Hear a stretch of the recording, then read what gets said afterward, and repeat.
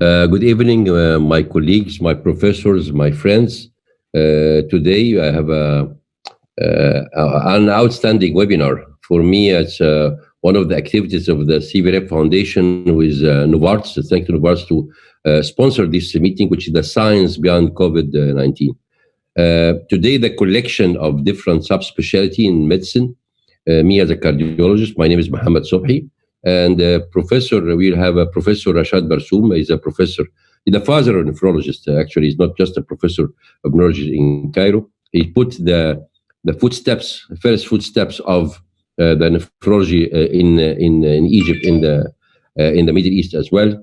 And his daughter, Professor Noha Barsoum from USA, for the first time I saw Noha, and I think she'll be brilliant like her father in managing the nephrology patients.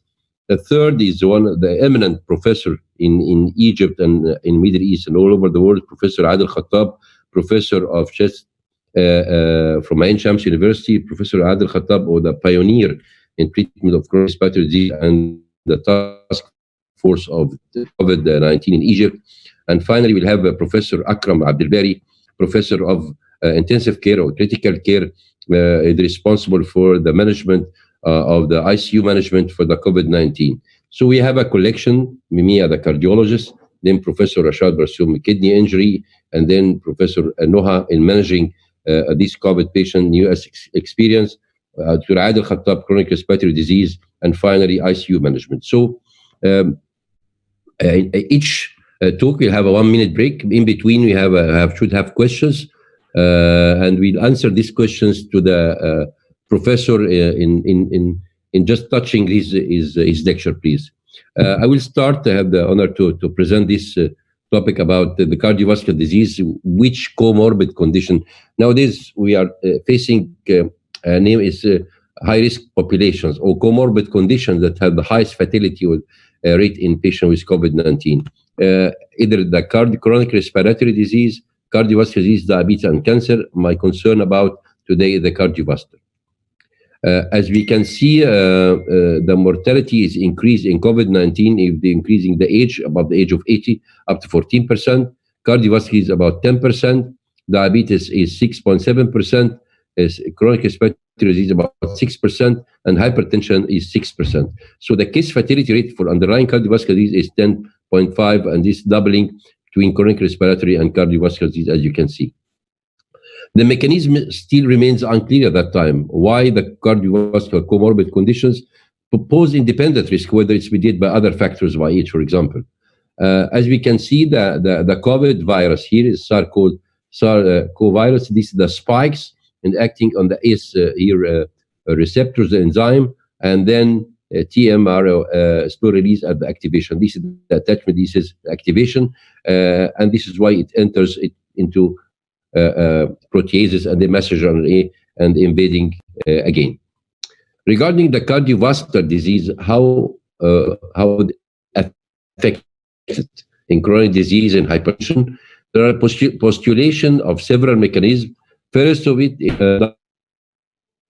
inflammatory response, destabilized coronary plaque, and aggravated hypoxemia.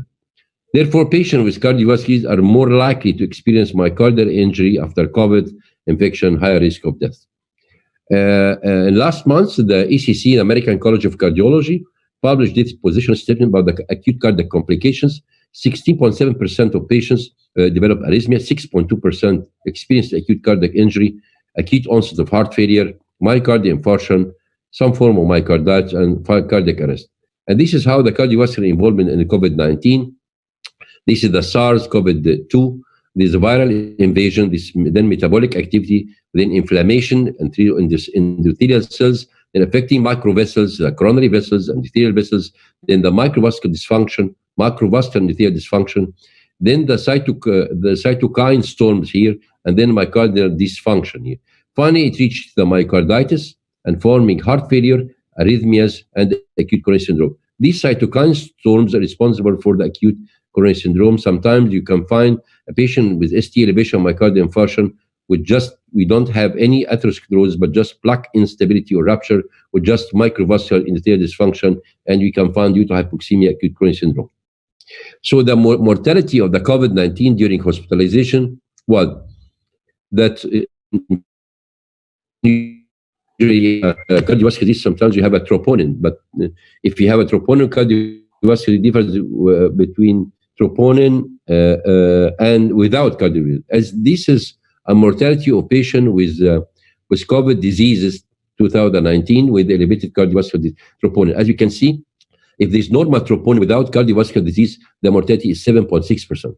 But if there is cardiovascular a normal troponin here, it is 13.3%. Without cardiovascular disease and elevated troponin, the mortality rate increased to 37.5%. And finally, if you have a cardiovascular disease, elevated troponin, this is the highest mortality, reaching about 70%. So the cardiovascular manifestation is linked to acute myocarditis, infarction, rapid onset heart failure, and 4 out of 5 of patients admitted to ICU developed serious natures of myocardial injury. Among COVID-19 patients, cases 11.6% without underlying cardiovascular disease had substantial heart damage, as we can see. What are the highest risk of infection? The highest risk of infections, so there's speculation about airborne transmission, but this mostly, I know this by droplet vomits, but no report of airborne spread COVIDs. However, it's possible there is risk of nosocomial infections under certain aerosol generating procedures conducted in healthcare facilities. What's known AGP, or aerosol generating procedures. It is a new term nowadays, where positive pressure ventilation by CPAP, which is common use in respiratory failure, endotracheal intubation, airway suction, high frequency oscillated ventilations, tracheostomy, chest physiotherapy, nebulizing treatment, sputum induction. All these procedures are aerosol generating procedure, or AGP procedures. So what about the unplanned hospitalizations for ED visits or emergency department visits? We found that if you are visiting the emergency department for cardiovascular disease, mortality is increased. Also, there is more heart failure rather than those patients going on virtual visits rather than going in person. So cardiovascular patients are more likely to visit ED, which can significantly increase risk of nosocomial infection. So we should take care of the visits, even when we return back to our clinics, how the social distance, how to clean the spaces between the patients, and also using a mask and using alcohol as well. Regarding COVID-19 treatment considerations, the key point is scarcity of evidence regarding the efficacy and risk of such. In patients undergoing antiviral treatments, measure important correct modifiable predisposing factors. Baseline ECG may be noted, particularly in those patients taking hydroxychloroquine and chloroquine. There's ECG because there's prolongation of QT intervals. On treatment, ECG are recommended to rule out significant prolongation QTC. In COVID-19, sometimes the speculations of thrombosis or in intrapulmonary thrombosis, so using the anticoagulants such as low molecular weight anticoagulants, and should take care of renal and liver functions. Finally, in the last 2 weeks, there is a publication in JACC about the management acute infarction. This is what we had. These are the last few slides illustrating what the United States and even European surgical division now they come back.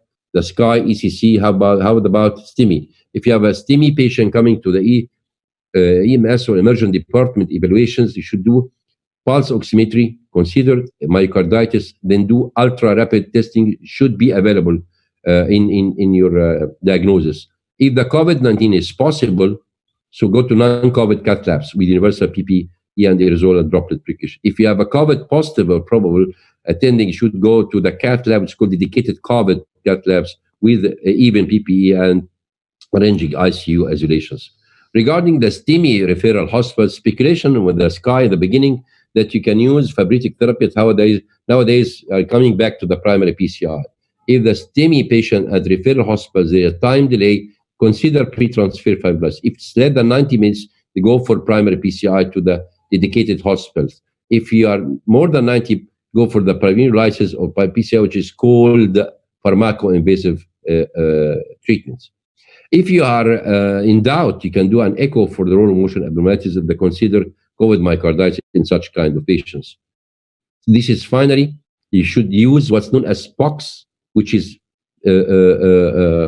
ultrasound, a dedicated ultrasound. It's called point of care ultrasound to confirm all motion abnormalities. Sometimes there is good motion abnormalities, so it is suspicious about myocarditis to be there. If you consider myocarditis, you don't go to go primary PCR. But if the COVID possible and COVID possible or probable, you should go directly with, unless you are going to do ultra rapid COVID testing, directly to the cath lab for primary PCR. So in conclusion, case fatality rate elevated among those pre-existing community. Case fatality means that number of deaths or the number of infection, it should be about, usually it should be 3.6%. But if you have a cardiovascular disease, it's 10.5%. Exact pathophysiology caused by COVID is not fully understood. Still, also, we don't have actual treatment. The proper treatment is maybe what's known as combo antiviral, the 2 drugs or 3 drugs. Just 2 days ago, they speculating about the using of 3 drugs. Patients with underlying causes are more likely to exhibit elevation component. Proponent is very serious in your patient with highest in-hospital mortality. Take care of acute nosocomial infection. So unplanned hospitalization, ED visits, cardiovascular disease increase this risk. And COVID treatment has special consideration cardiovascular disease patients. Finally, thank you very much and stay home and stay safe. Thank you very much. If any questions, you can send me now. I'm waiting for questions to have. If we don't have question to me, so we can stop for 1 minute and go to Professor Rashad Barsoum. Dr. Rashad, do you have any questions for me, Dr. Rashad? As you know, I learned a lot from you. You are for me the father of science, father of nephrology, Dr. Rashad. Thank you. Thank you. Okay. Now I introduce Dr. Rashad Barsoum. Is going to speak about the COVID-19 and kidney injury. Thank you for introducing me. It's my pleasure to sum up in 15 minutes the current knowledge about kidney involvement in COVID disease. This is a growing subject that had started since the very beginning in Wuhan. And you can see here the very early experience about kidney involvement in this disease on 701 cases published from Wuhan. And these are the kidney manifestations that have been reported in this experience. The mortality was strikingly high. As you can see here, the mortality in 25 days of hospitalization as a function of proteinuria, hematuria, baseline BUN, acute kidney injury, peak creatinine, and baseline creatinine. I'd like to emphasize the effect of entry, the admission creatinine level when the patient is first seen in the hospital. Compared to patients with normal creatinine, those with elevated creatinine had almost double the chance of dying during the 25-day of follow-up in this study. Urea also had the same effect, but magnified, perhaps because of the dehydration in these patients, which affected the urea more than the creatinine. Hematuria is an important manifestation of COVID in the kidney, and it is a poor prognostic sign with almost 48% mortality in 25 days. Proteinuria is also important, but less significantly. Acute kidney injury is the worst, with about 75% mortality in 25 days if the patient gets an AKI.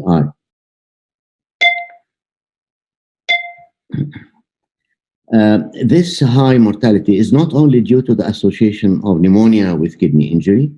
Here is a study that was published from Edinburgh, showing that the mortality in the ICU in patients who died in critical care in non-COVID pneumonia, and this is a large number of patients, almost 6,000 patients, it was 46.6%.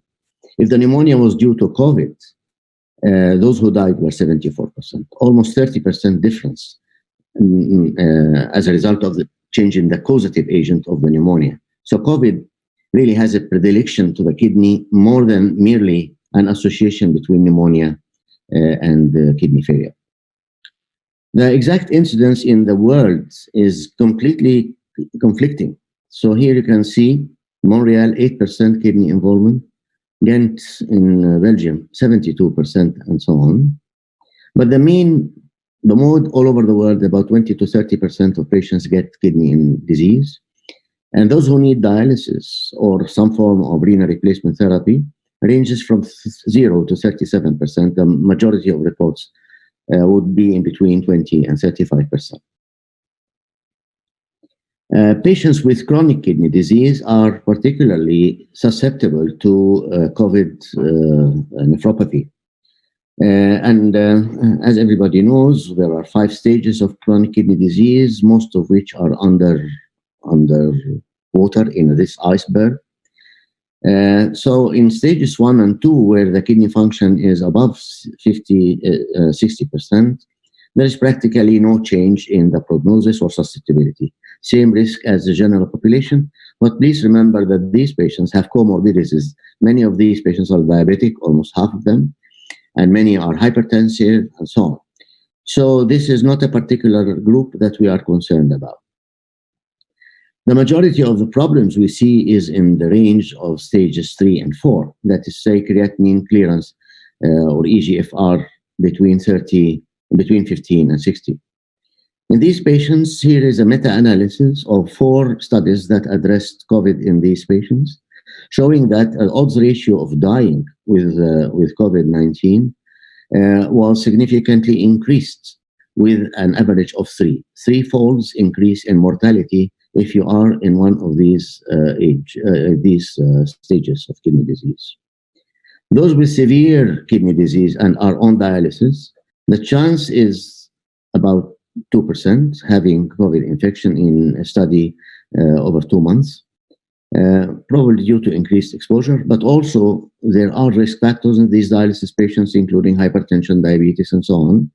And the mortality is over 50% in most of those patients. So I hope I have convinced you that there is a major issue with chronic kidney disease patients who are exposed and get infected by COVID-19. Transplants is an interesting issue. The living donors are at risk because you need to admit them to a hospital. You have to do an elective surgery on a patient who really doesn't need the surgery. So the chances of catching an osmocomial COVID is high. So many centers in the world, including us, have stopped doing any living donor transplants during this pandemic. Deceased donors have also suffered because of the ability of harvesting kidneys and availability of rooms in the hospitals and theaters and so on. Here is Spain, as you know, is one of the most active countries in the world in doing the cadaver transplants. This study has shown a decline of donor kidneys from 7.2 to 1.2 transplants per day. And the actual transplants were also reduced drastically. The recipients are also at risk because you get somebody on dialysis or even not on dialysis, and if you operate on this patient and immunosuppress him or her with the massive immunosuppression that we do during the first few days or weeks of the transplant, will put this patient at a significant risk due to an added immunosuppression. So most people slow down transplant programs at in these conditions. Already transplanted patients are also at risk. The overall frequency is not high, 3 per 1,000. But this is maximum during the first 3 months. This is a study from London showing that transplanted patients over 3 months had a chance of 6.2% of getting COVID infection. Severity is increased, 57% required hospital admission in the same study from London. All patients had to modify their immunosuppression protocols in order to sometimes stop immunosuppression completely and lose their grafts. And the mortality has been 14% in these patients in London, but as high as 2/3 of patients with COVID and transplanted patients in Iran died. The pathogenesis, which is my main concern in this, I'd like to quote my friend Carl Geltran from Canada. who always emphasized that the kidney is a very robust organ. It needs to be beaten very hard in order to get kidney failure. And that is because in COVID, you have multiple layers of insults that make this kind of pyramid, with a baseline of systemic hemodynamic derangements leading to renal ischemia, the role of angiotensin II that I'm going to explain in a minute, leading to tissue injury, cytokine storm leading to inflammation, endothelial damage leading to thrombotic microangiopathy, and direct viral invasion of the kidney leading to nephron damage. All that would lead to various manifestations. At the top, you have acute kidney injury. I'll go through this very quickly and show how these things happen. The hemodynamic derangement is initially a function of the intravascular volume depletion due to anorexia, due to fever, and so on. So there is fluid loss. There is a low cardiac output, as Professor Sobhi has shown us. There is compartmentation, where the third fluid collection, increased intra-abdominal pressure, and so on. And that will all reduce the cardiac output and reduce the venous return, and reduce the cardiac output as a result. Secondary sepsis has been described very often in patients with COVID pneumonia, and that adds the effect of endotoxin, which leads to peripheral pooling and further deterioration of the effective blood flow. The second component of kidney injury is angiotensin. As you know, angiotensinogen is transformed into angiotensin 1 by renin and into angiotensin 2 by ACE, and that can be perceived at 81, 2, and also 3 and 4 receptors, which are not very important here. And this angiotensin is a vasoconstrictor, salt and water retainer. It leads to cell proliferation in various organs, including the muscle layers and the mesangium, the kidney. The active oxygen molecules are increased. It's a promoter of fibrosis and inflammation. A very harsh molecule on the kidney and the heart and all that. So fortunately, there is a feedback inhibitor, which is ACE2, that converts angiotensin 2 into angiotensin 1,7, which also happens through a different pathway. But angiotensin 7 is MERC. It's a vasodilator.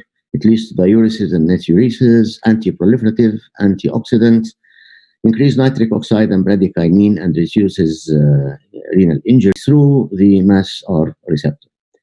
So we need ACE2 in order to ameliorate, leach the effects of angiotensin 2.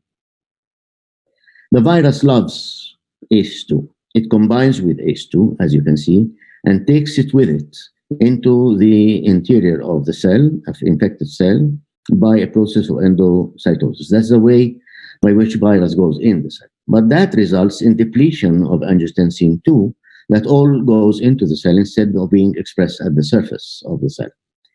So once you don't have enough angiotensin 2, you stop this salvage system and leave the angiotensin 2 system unchecked, leading to all the manifestations that we know in different organs, including the lung, the heart, the kidney, and vascular permeability at large.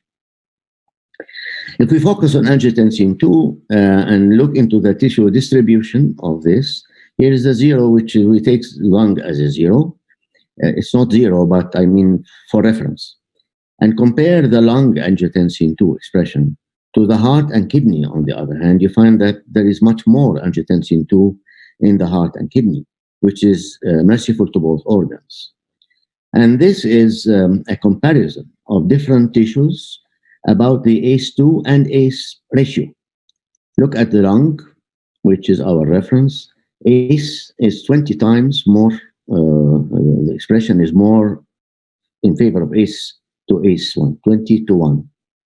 The heart is 20 to 1 the other way around, more ACE2 as compared to ACE.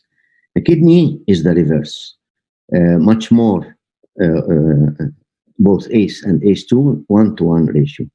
So this relation between ACE2 and ACE in different tissues is important for the physiology of the organ, but also important when the viral infection occurs in these organs, how much damage it can do by leaving angiotensin unchecked.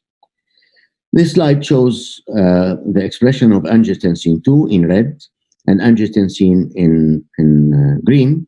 And this is a superimposition slide showing that they are exactly overlapping any tubule. These are all tubules, and this is a glomerulus. The more you have of angiotensin ACE, you find more ACE2 to check it. So the 1-to-1 ratio in the kidney is important to keep the kidney in good function without vasoconstriction, without kidney ischemia, and without subsequent damage. Now we move on to the cytokine story, which is partly stimulated by the oxidant effect of angiotensin II, which also leads to complement activation, and that leads to inflammation and rhabdomyolysis. This slide shows the way by which the cytokine storm is induced. This is a macrophage, an antigen-presenting cell. The cellular debris that are formed as a result of the viral infection are perceived by the toll-like receptor. It goes into the cell together with the debris. Antigen is being presented to the T lymphocytes, and through the T-B interaction, you get a release of cytokines from both the B lymphocytes and the T lymphocytes. Look at the profile of the cytokines produced. Interleukin-1 initiates the injury. Interleukin-6 sustains the injury, and TNF-alpha leads to the major systemic manifestations that we see. Interferon-gamma perpetuates this whole process. There have been reports that with COVID-19, you get an aberrant T-cell activation even outside this pathway. I'm bringing this pathway also to show you a proposed mechanism of action of hydroxyquine, which inhibits the cellular debris activation here through its effect on autophagy, but it also inhibits the B cell function and the antigen processing process. So hydroxyquine has got an effect on the cytokine storm. It has no prophylactic effect, has nothing to do with the T cell activation except through the macrophages. The next step is endothelial damage, which is the result of the cytokine release, the reactive oxygen molecule damage, and through the disseminated intravascular coagulation, which occurs as a result of all this injury. And together with the endothelial damage, you get thrombotic microangiopathy. So there is both thrombosis and clotting of blood together as a result of the previous parts of the story.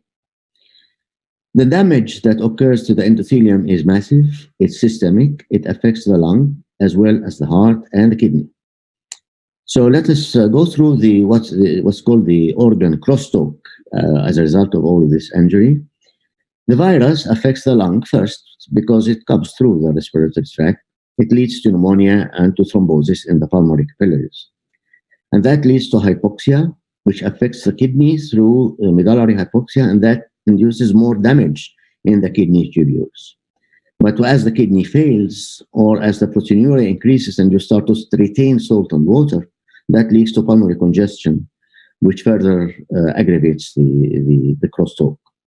The heart, as Professor Sobhi mentioned, suffers a lot of changes, including myocarditis due to the viral invasion. And that low cardiac output would lead to hypoperfusion in the kidney ischemia, and renal compartmentation due to the high intra-abdominal pressure and the impaired drainage by the high intravenous pressure of the renal vein. So the kidney becomes swollen as part of the fluid retention and is one of the mechanisms by which you get more kidney injury. And of course, when the kidney fails, you start to retain toxic products due to the kidney insufficiency, and that impairs the cardiac function, including the acidosis and middle molecules and so on.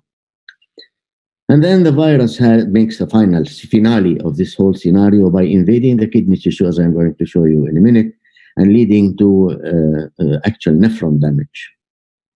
That is what you see as a result of what we have just explained. You have tubules that show this foamy appearance due to vacuolation of the proximal tubular epithelium. The brush border is lost, and this vacuolation is not associated with any swelling. It's an isometric vacuolation. As I'm going to show you later, the virus actually is invading these vacuoles. The arteries, this is an arcuate artery in the kidney, which is obviously inflamed by round cells. Interstitium of the kidney, in between the tubules, you see all these inflammatory cells. The glomeruli also shrink, as I'm going to show you in a minute, and are invaded by inflammatory cells. Thrombi formed in the vessels of the glomeruli as well as in the tubules. So there is a massive damage of the interstitial tissues of the kidneys as a result of factors that I have just mentioned before. Then the direct viral invasion makes the finale, as I mentioned. And there are two cells that are susceptible to the virus in the kidney, the proximal convoluted tubule cells and the podocyte. This is, again, the proximal convoluted tubule showing the isometric vacuolation. And that is a high magnification by an electron microscope showing these viral particles. Here is a magnification of that, showing the virus as we know it, with the spikes and the corona effect here. So we can see the virus literally in the tubules, and you can actually demonstrate them in the lumen, actually, of the capillaries of the kidneys and the lumen of the tubules as well. The glomerulus suffers as a result of the podocyte involvement, and you can see here the shrinkage of the glomerulus. This is called collapsing glomerulopathy, which we see in other viral infections, very famous for HIV infection. It also occurs in hepatitis C and several other viral infections. So this is a unique, not a unique finding for COVID-19. Electron microscopic examination shows a capillary. These are parts of the podocytes, and that's the podocyte itself, where you can see this aggregation that is shown in high magnification on the right side, again showing the spikes typical of the coronavirus. So we have seen the virus inside the kidney and seen the bad damage of a collapsing glomerulopathy and of the tubular and interstitial injury. So we conclude that the kidney is subject to significant injury in COVID-19. Proteinuria, hematuria, and AKI, acute kidney injury, are the main manifestations. Proximal tubular isometric vacuolation, interstitial inflammation, thrombosis, and focal segmental glomerulosclerosis due to podocyte injury are the main histological findings. Kidney injury is multifactorial, including systemic hemodynamic perturbation, ACE2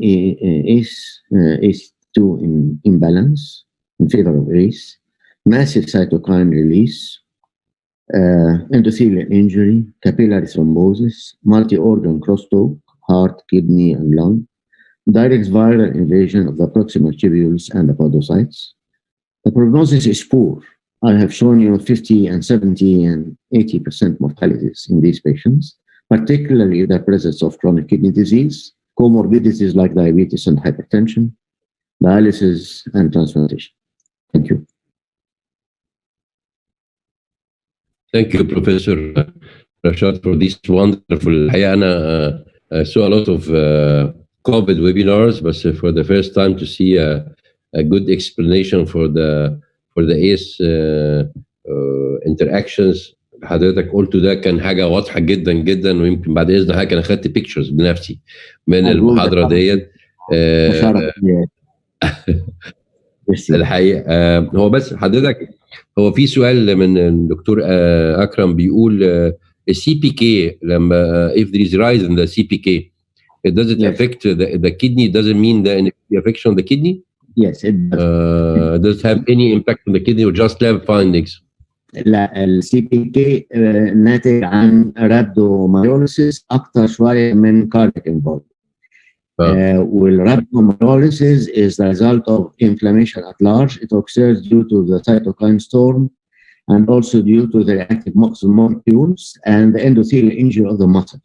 So rhabdomyolysis is a known feature, and I haven't shown slides here showing deposition of myoglobin in the kidney tubules, indicating muscle injury.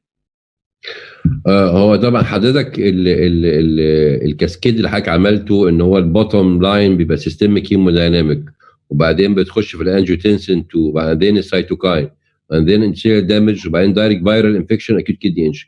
هل الستيجز دي in every case the same ولا ممكن to jump to cytokine وبعدين direct viral infection؟ يعني الستيجز دي usually go the same sequence ولا بتختلف؟ وعشان كده هل انت حضرتك ده هتيجي للمانجمنت؟ يعني انت لو المانجمنت زي ما مثلا من 2 days بيقولوا الكومبو انتي فايرال 2 دراجز ولا 3، في دراجز مثلا تيكلوزيماب مثلا على السيتوكاينز، في دراجز على البروتيز، في دراجز على المسج ار ان اي. فهل حضرتك تقدر من الكاسكيد ديت للكدني تخش تختار just one drug او 2 drugs in order to stop this damage ولا مفيش حاجه بتقول لحضرتك كده؟ No, there is no evidence that these stages are sequential. But the sequence is logical evolution from one stage to the other. Yet you can certainly see a patient with a massive cytokine storm without even having hypotension at the beginning. So the systemic hypoperfusion that occurs in the kidney is not essential. You can start storing the kidney with a cytokine storm. But I think that the role of the ACE2 balance is crucial because it opens the way to susceptibility of the renal tubules and the glomeruli to further injury by the cytokine. I think it's a mixed scenario, which you don't necessarily start from stage 1 to stage 5. You can start with any stage, but eventually the massive involvement that kills is the combination of all these together. طب في سؤال هنا، هل are all these changes in the kidney are irreversible ولا في some of them reversible some irreversible؟ There, as I said, the mortality is on the average in all cases about 30%, so 70% patients can recover. But knowing the kidney, the tubular changes can always recover. Although they can leave some fibrosis around for long term, and the outcome of acute kidney injury in the long term is not very favorable.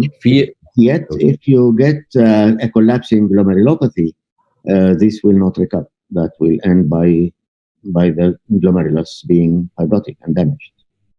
هو في سؤال من نفس الدكتور اسمه محمد الخطيب على 2 drugs، الريميديسيفير. طبعا اللي مش عارفه الريميديسيفير ده بيشتغل على الماسنجر ار ان اي اللي هو في تحويل الفيروس بعد السبايكس انتو اوتسايد ذا سيل، او السؤال الثاني غير ريميديسيفير، هل رول اوف هيدروكسيكلوروكين في التريتمنت في الكدني، هل رول اوف هيدروكسيكلوروكين او ريميديسيفير عند الكدني ولا ريزول؟ اولا بحيي محمد الخطيب، ازيك يا محمد. ثانيا there are no publications on the specific effect of remdesivir or hydroxyquine on the kidney lesions. The effect, I think, has to be shown in the virus, in the infection at large, and then we can see if the kidney specifically is improved with this. According to my knowledge, the latest observation study done, published in New England Journal of Medicine, I think 3 or 4 days ago, shows no effect on mortality of hydroxyquine. Remdesivir, so far as I'm aware, 35% improvement in mortality. I'm aware of a study that's being run in Egypt about remdesivir, but I don't have the results yet. I think this is a promising drug and will have a good effect on the overall outcomes, but I'm not aware of a specific predilection to kidney lesions. Probably Noha can tell us because I know she's working with it. طيب هو حضرتك هو في سؤالين ليا انا هخلصهم بسرعه. ان هو واحد لسه فاكرني دلوقتي بيتكلم على الستيميول مايكاردايتس. انا قلت ان في مايكاردايتس، ايوه هو الحقيقه السارز الاصليه كان فيها مايكاردايتس ريبورتد بعد اندومايكارديال بايوبسي. في الكوفيد 19 هي ريبورتد كيسز نوت، لكن if it is coming to be myocarditis evident اللي انت عشان تفرق تعمل البوينت اوف كير الترا ساوند وتشوف الاس تي اليفيشن ديت معاها وول موشن ابنورماليتي ولا لا. ده المايكاردايتس. وبعدين في تايبس الانفارشن تايب 1 و 2 و 3 اللي هو فيه بلاك رابشر.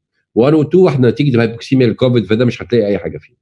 السؤال الثاني ليا تستخدم برضه حضرتك تخش معانا فيه، هل في دراج سيف واكسبتبل في الانتي فايرال تو بي تيكن ات هوم سواء بقى في الكارديو فاسكولار او كدني؟ حضرتك ممكن تجاوب على يعني انت حضرتك تنصح لو في الكامينج دايز بقى بنقول مثلا انت ما فيش سيلف ايزوليشن او ايزوليشن ات هوم، is it allowed لو في popularity to this drug to be taken at home without any side effects ولا في guideline to this? I think that if the kidney is involved, the patient has to be in hospital because the treatment becomes much more complicated. A fluid balance in nutrition of these patients and need for renal replacement therapy. There is a lot to say about renal replacement therapy in these patients, but this was outside my scope of talk today. Yet many patients will be put on CVVH, continuous veno-venous dialysis, or any form of hemoabsorption or filtration and so on. So they need hospital. I don't think somebody has to stay home when there is evidence of kidney disease. آخر سؤال لحضرتك. Any rule for IVIG or plasmapheresis for these patients? IVIG, I'm not aware of any tests done for that. يمكن for COVID-19 at large field serum of recovered patients that has been approved by the FDA. Plasmapheresis, no, because it definitely is decreases immunity to a very large extent, and there are better ways of handling these patients by adsorption or by filtration. Okay. Thank you very much, Dr. Professor Rashad, for this wonderful talk and wonderful discussion. And I hope you continue with us, please, till the end. We need your experience. Thank you very, very much. Thank you very much. Okay. Just 1 minute, and to change now. Professor Dr. Noha Rashad Barsoum from USA is going to speak about the COVID-19 US experience, please. It's my honor to introduce Professor Noha Barsoum from USA. She's daughter of Professor Rashad Barsoum. She's going to, everybody in Egypt and the Middle East is looking for your talk about the COVID-19 management and the kidney and US experience. Professor Noha, please. Thank you very much for having me, everybody. I hope you can hear me. I'm currently in Los Angeles, and I was asked to share specifically our clinical experience with COVID patients. We have about 1,000 COVID patients in our general area, so we've had a fair amount of experience I'd like to share. I would like to start by commenting that there really are no COVID experts. This is a new disease. A lot of the data that we have is constantly evolving.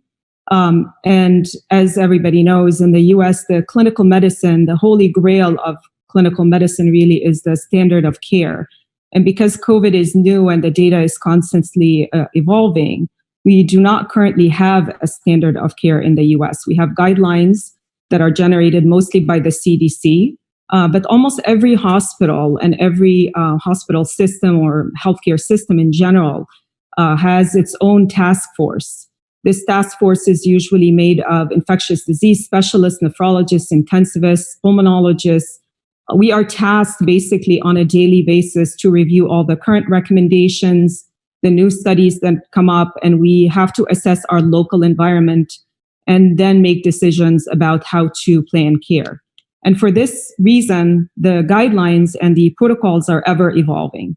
What I'd like to share with you today is really how this evolution has happened and what we are currently doing as of basically today in the majority of US hospitals. I want to mention that not every guideline is going to be appropriate for every area. A lot of these guidelines are guided by medical facts, but there's also public health needs that are very specific to the region or the area.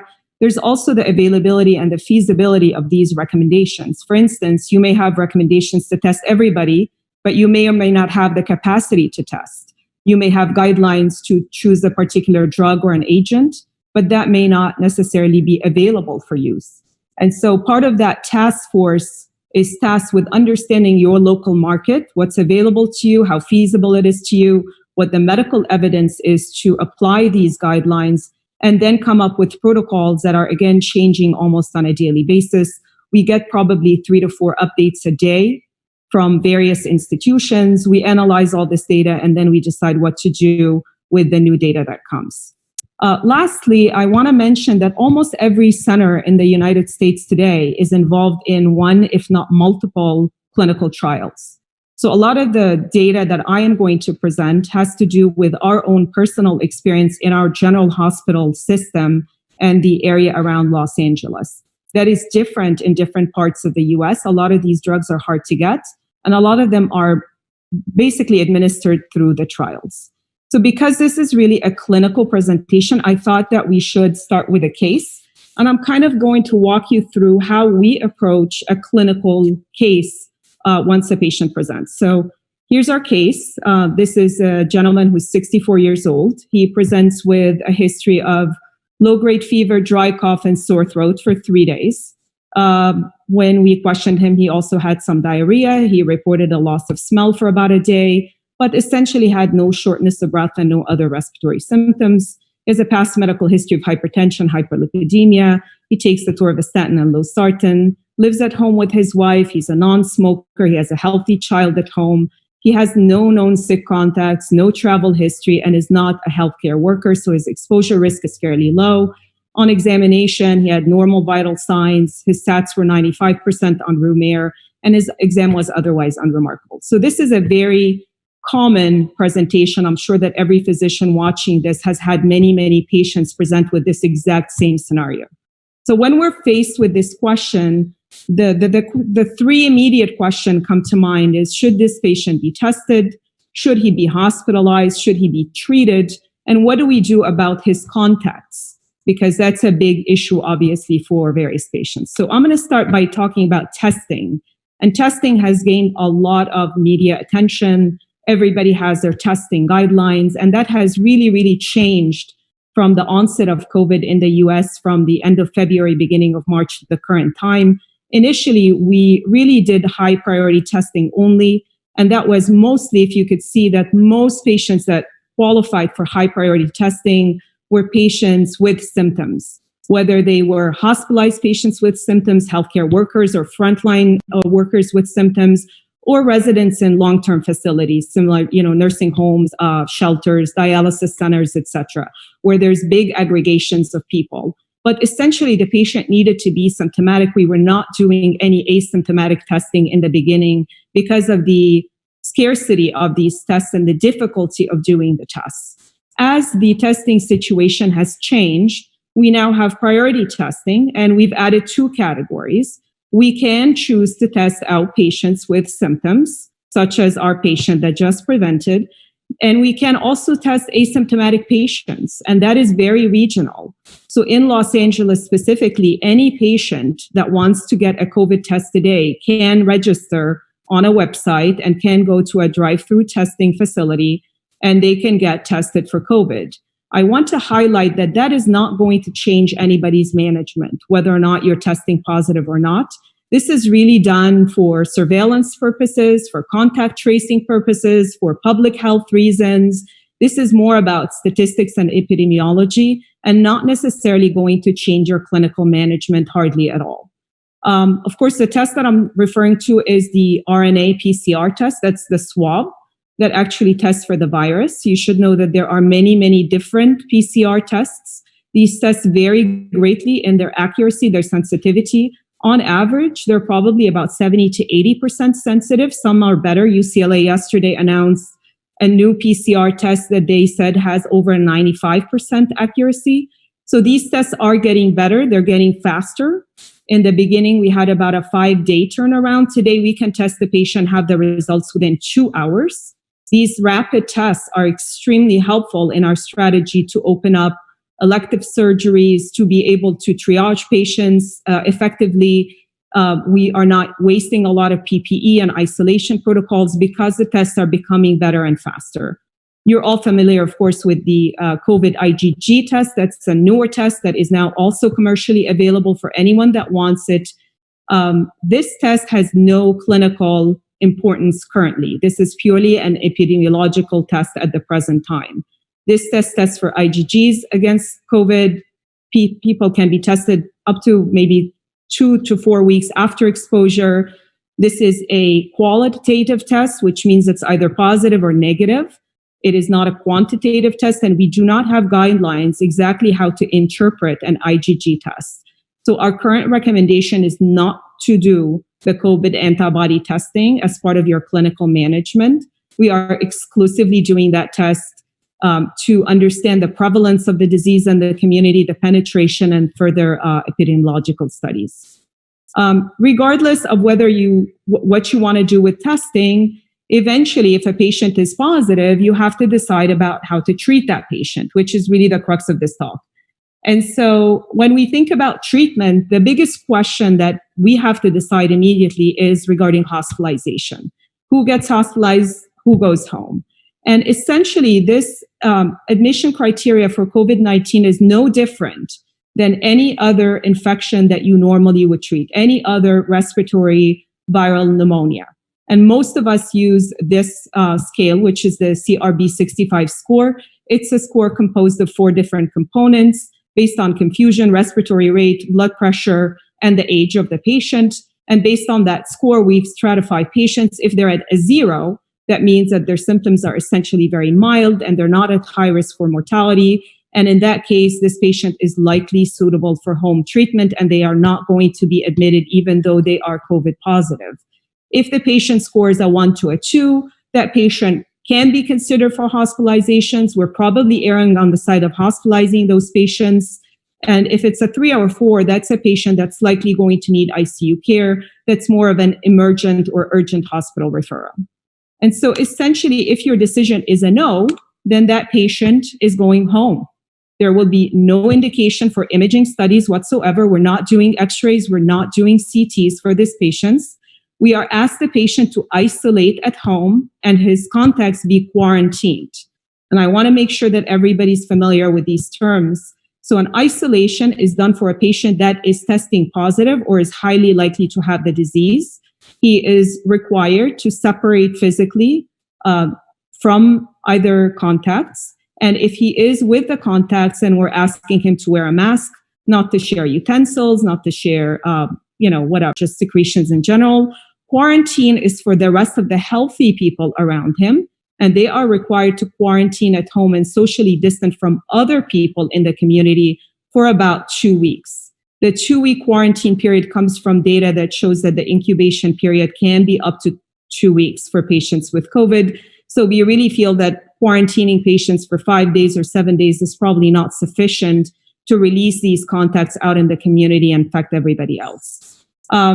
My dad obviously gave this wonderful lecture that really set this up nicely about this issue of ACE and ARB, and I'm not going to go into it too much. There was some initial suggestion that perhaps we should be stopping ACE and ARB on patients with COVID. Not only has been rebunked, essentially, we are now in some areas considering starting ACE and ARBs for prophylaxis against severity of COVID that has not been proven to be effective either. There are many studies going on. So the current recommendation is if your patient is on an ACE and an ARB, they can continue their medication. There is no requirement to stop it, but we are not recommending that patients start ACE or ARB just for the sole purpose of prophylaxis against COVID at the present time. There was also some discussion about the use of NSAIDs. This has also been debunked.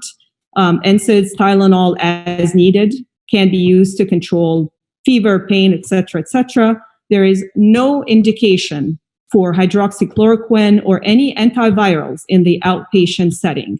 We feel strongly that if a patient is not sick enough to be in the hospital, then they should not be on any specific antiviral treatment for COVID. And the most important part of all of this is this close follow-up. So what we're seeing clinically is patients present with a normal viral illness for the first week. The vast majority of the patients, I'm talking about 80% plus, will get better, just like they do from any other viral illness. But it does appear that there's a small group of patients, about 20% or so, at that day 5 to 7 is when that cascade that my dad was referring to with the cytokine release, the prothrombotic tendencies, the massive systemic response to COVID tends to happen at that 5 to 7 day period. And so patients in that 5 to 7 day period should make contact with their doctors, and those that look like they are deteriorating are then shifted to the hospital to be considered for treatment. That's really, really important. And there's a lot of focus on whether or not we should be bringing those patients back at that 5 to 7 day period and reassessing them in person versus just a phone call and so. Germany actually instated an amazing program where they went door to door to every COVID positive patient and checked on them at day 5 and 7. And those that looked like they were clinically not improving were hospitalized, and their mortality rates are extremely, extremely favorable. And so there's a lot of interest in that 5 to 7 day follow-up period. If the decision is yes to admit the hospital, then the patient is going to get a whole panel of testing. Of course, we're doing vital signs, O2 sats. We usually do an initial COVID lab panel. That's your usual labs, CBC, comprehensive metabolic panel. But we also do a lot of these pro-inflammatory markers for LDH, ferritin, C-reactive protein, D-dimers.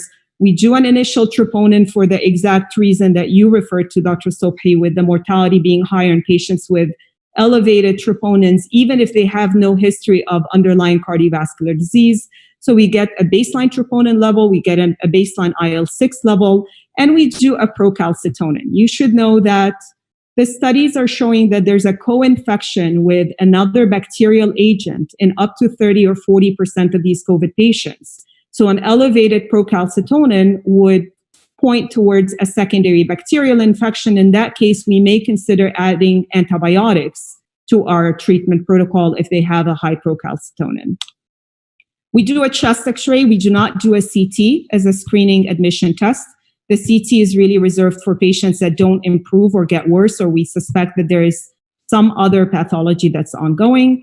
We do an EKG at baseline, mostly looking at the QT interval. I'm going to refer to that in a little bit because of the hydroxychloroquine issue.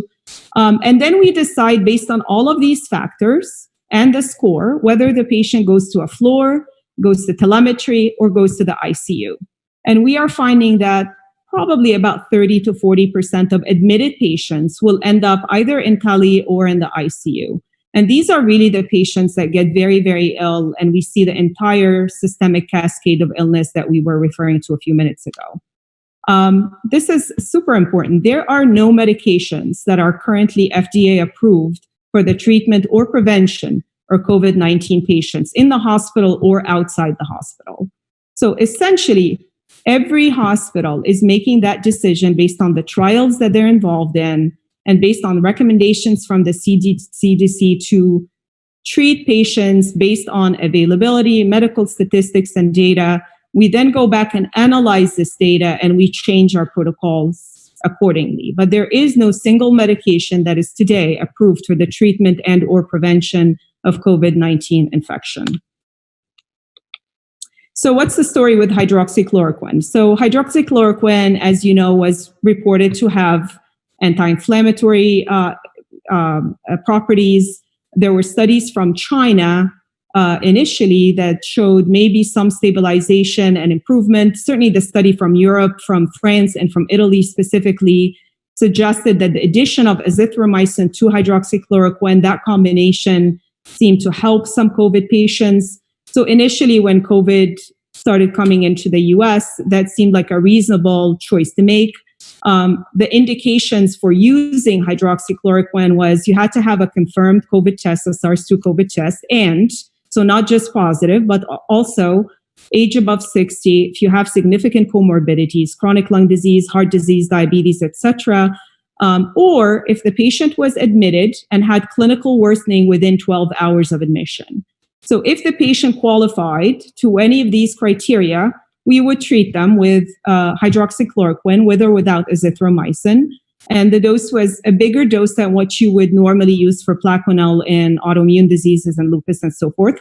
So we started with 400 BID for a loading dose and then 200 twice a day for an additional 4 days. So the total treatment time is a 5-day course. Obviously, the contraindications would be hypersensitivity, but I wanted to kind of comment on the side effects and the monitoring of hydroxychloroquine because there was a lot of interest in using hydroxychloroquine as an outpatient and or for prevention. And for the reasons that you see below, there is the concern of prolongation of QT intervals and arrhythmias in patients with hydroxychloroquine, so much so that we usually get a baseline EKG and then another one within 24 hours of admission to compare the QT intervals. And we will discontinue the medication if there's a change. Certainly if the patient is in the ICU, we have a little bit of a higher threshold But generally speaking, we are very aware of these arrhythmias as a potential complication of the treatment itself. And I would say that for the first maybe 2 months in the US, this was the standard of care outside of hospitals that were using other experimental antiviral drugs. Most of us were using this combination, and we would stop it only in the event that there was liver toxicity and or QT prolongations and arrhythmias. And then this happened. Yes.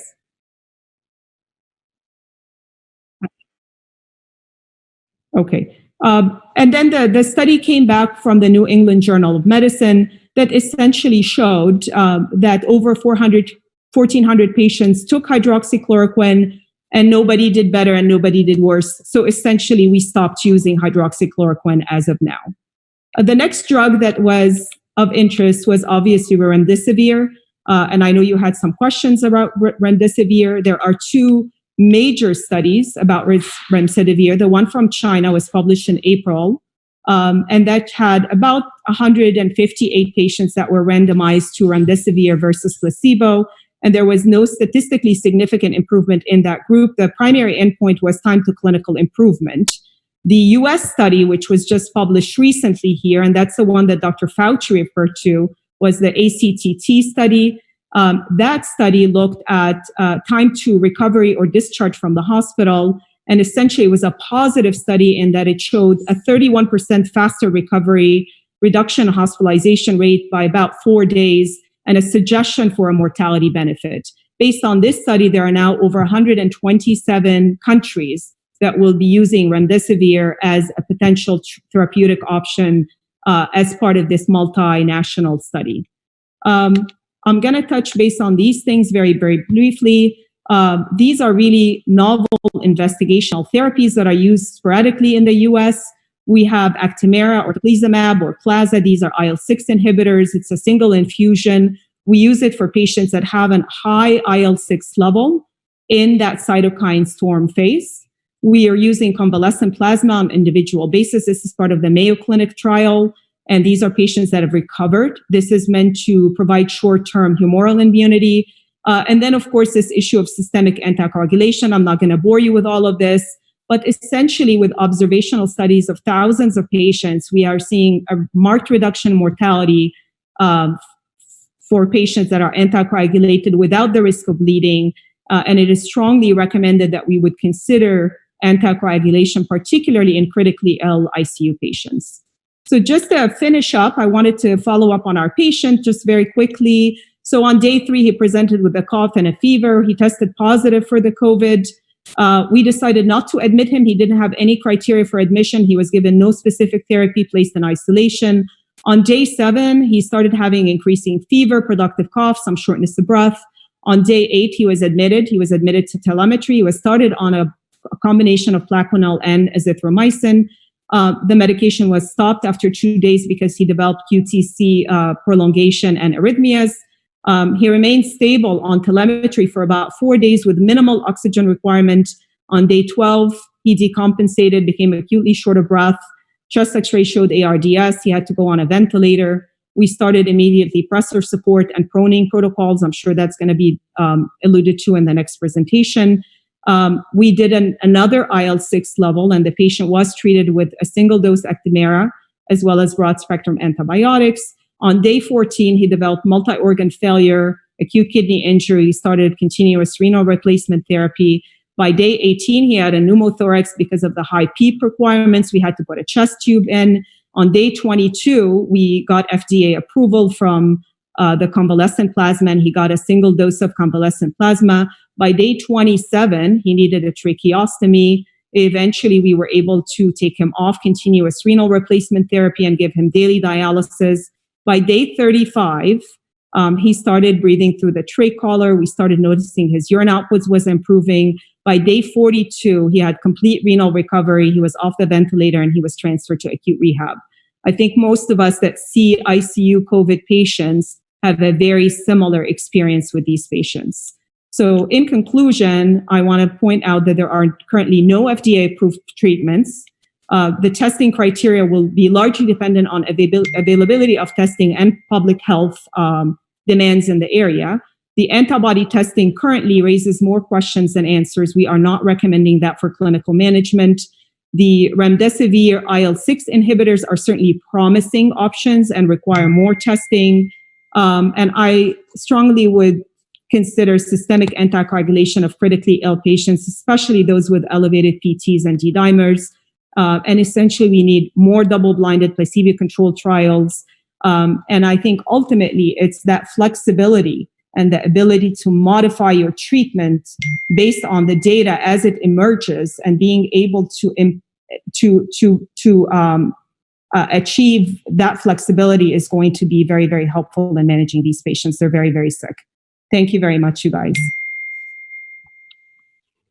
Thank you very, very much for this wonderful lecture. I think it will raise a lot of questions to you. One question from the attendee about, we start with your patient. What symptoms are required for testing? Is fever alone is a symptom? In any fever? You know, it's in your patients, you have a fever, some sore throat, and then a febrile. And your Right. patient also has some sort of dry cough. And then you, according to this score, you admitted the patient at home, self-isolation. That's so correct. There is no risk. So are you depending on the risk certification of your patient for admission to the hospital, depending on this, or you because you have a 42 days for a patient already came with a stage which needs self-isolation. So how you explained what happened to the patient? So in our experience I'm going to address the testing first. So the testing has evolved dramatically. If you had asked me that question in March, I would have told you that no, we wouldn't have tested that patient. He didn't really have the threshold for the symptoms. He had 3 days of low-grade fever, cough, and a shortness of breath. Sore throat. So because the testing was so sparse in the beginning, we would tell this patient that assume that you are positive, you should isolate at home, you're not sick enough to be in the hospital, and it's just conservative management. No treatment is necessary.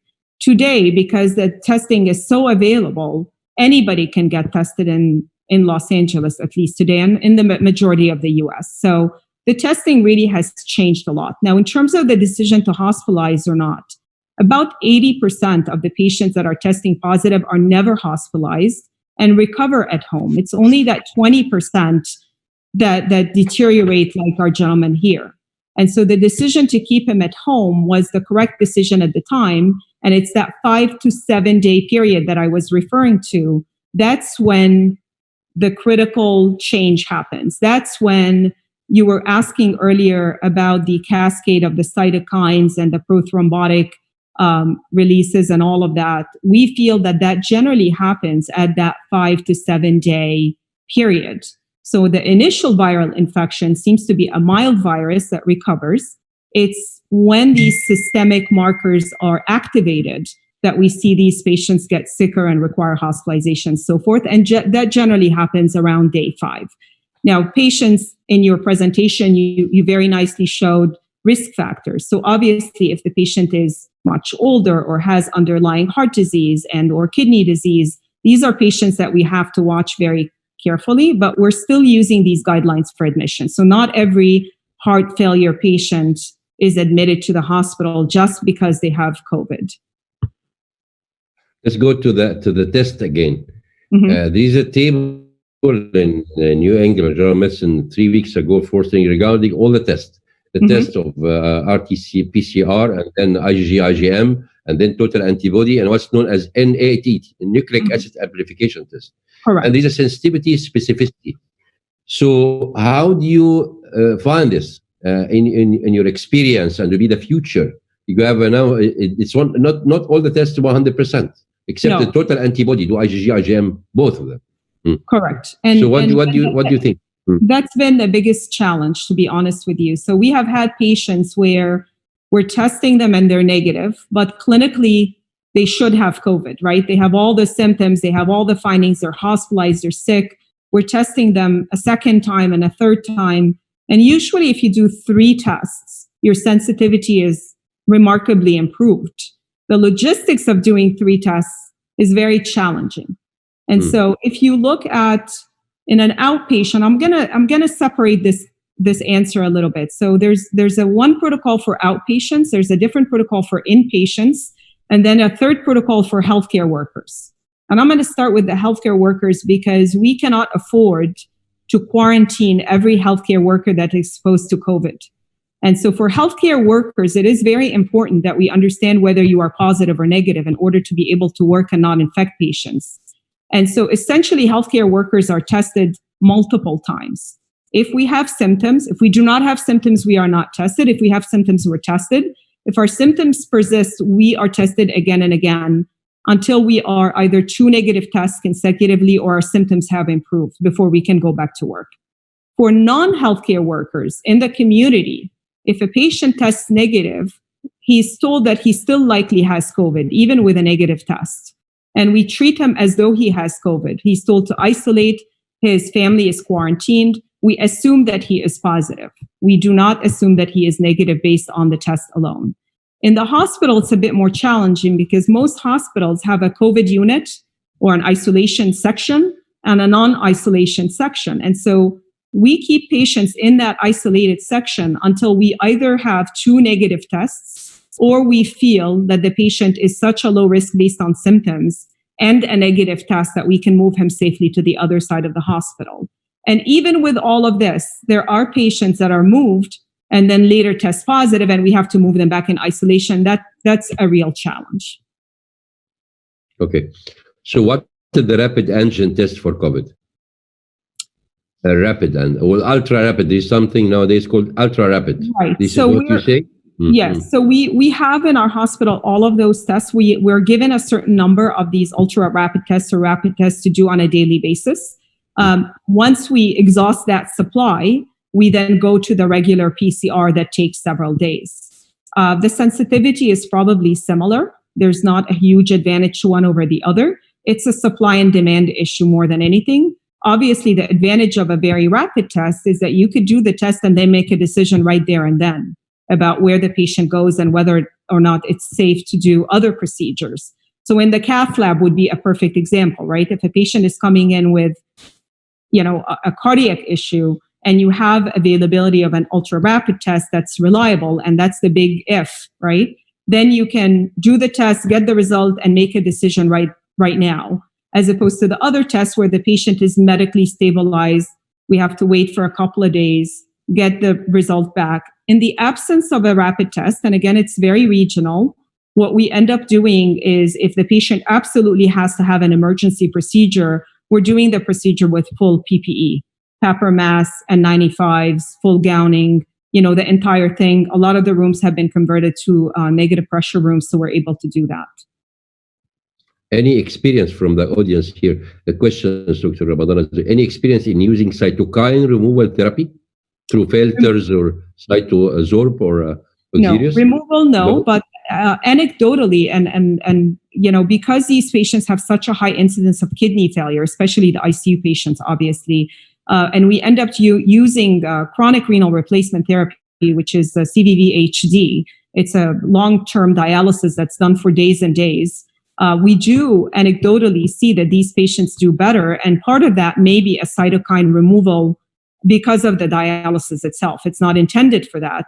To my knowledge, nobody is doing CVVHD for the sole purpose of cytokine removal outside of the need for kidney failure at this time. Whether that's going to happen or not, I know the Europeans are very aggressive with that, so that may be coming in the future. Okay, this is the last question from me regarding the data mining and machine learning. You know that now we have data. You have data, China have data. We can collect these data and see doing re-stratification of the patient, because in your patient, according to the score, although this patient hospitalized at home, now ending in 42 days to be in the respirator. So I think there's missing points in the risk stratification of the patient, which we don't know. So yes, I think we are learning. This can be come by data mining or machine learning to the future. Do you think this it could be helpful? Yes, I agree with you 100%. The missing link with COVID is who are the patients that are going to decompensate, who are the patients that are going to do well. We have risk factors, we have comorbidities, we have a general understanding of the disease, but there is no single marker or a combination of markers that you can do early enough in the disease that would help us understand the likelihood of this patient deteriorating.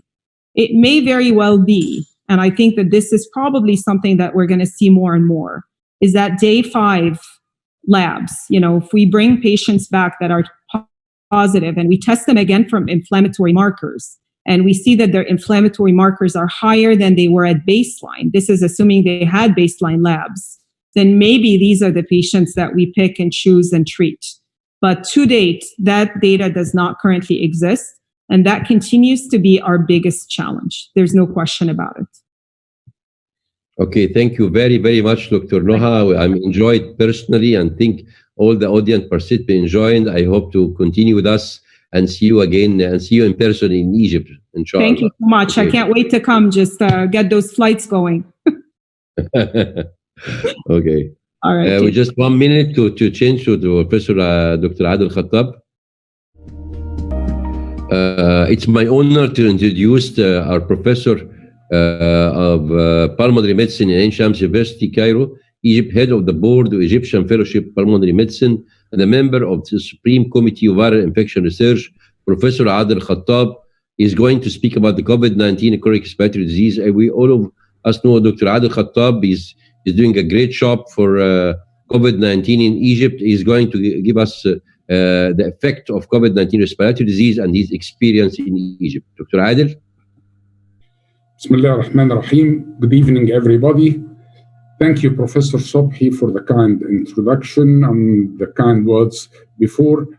I want to welcome all the attendees in this very interesting and scientific webinar, The Science Behind COVID-19.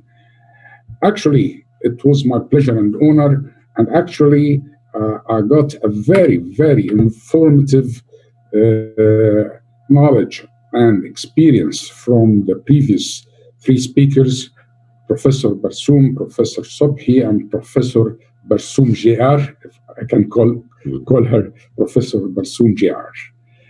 I want to thank Novartis for all of this. My task is to share with you the experience about the COVID-19 and the chronic respiratory disease.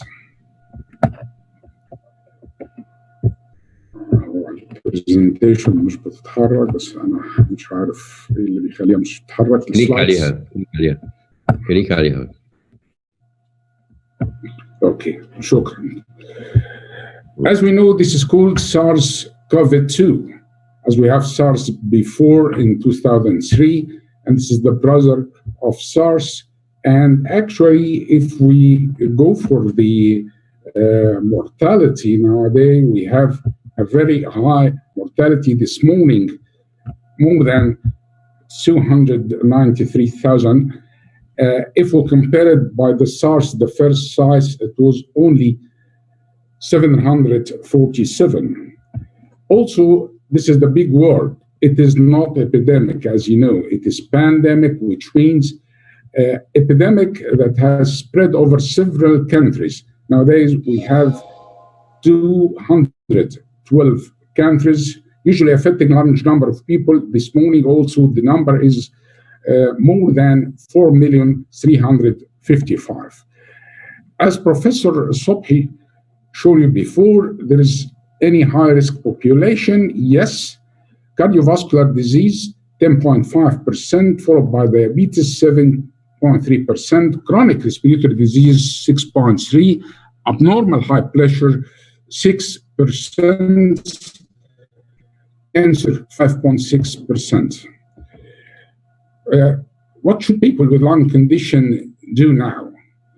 Some people, including children with long-term lung condition who are very high risk of severe illness from coronavirus, are now advised to rigorously follow shielding measures to keep themselves safe. On the top of the list, severe asthma or bronchial asthma and COPD, then interstitial lung disease, including pulmonary fibrosis and sarcoidosis, severe bronchitis, all type of cystic fibrosis, and finally lung cancer, mesothelioma. For the sake of time, I'm only talking about the asthma and COPD.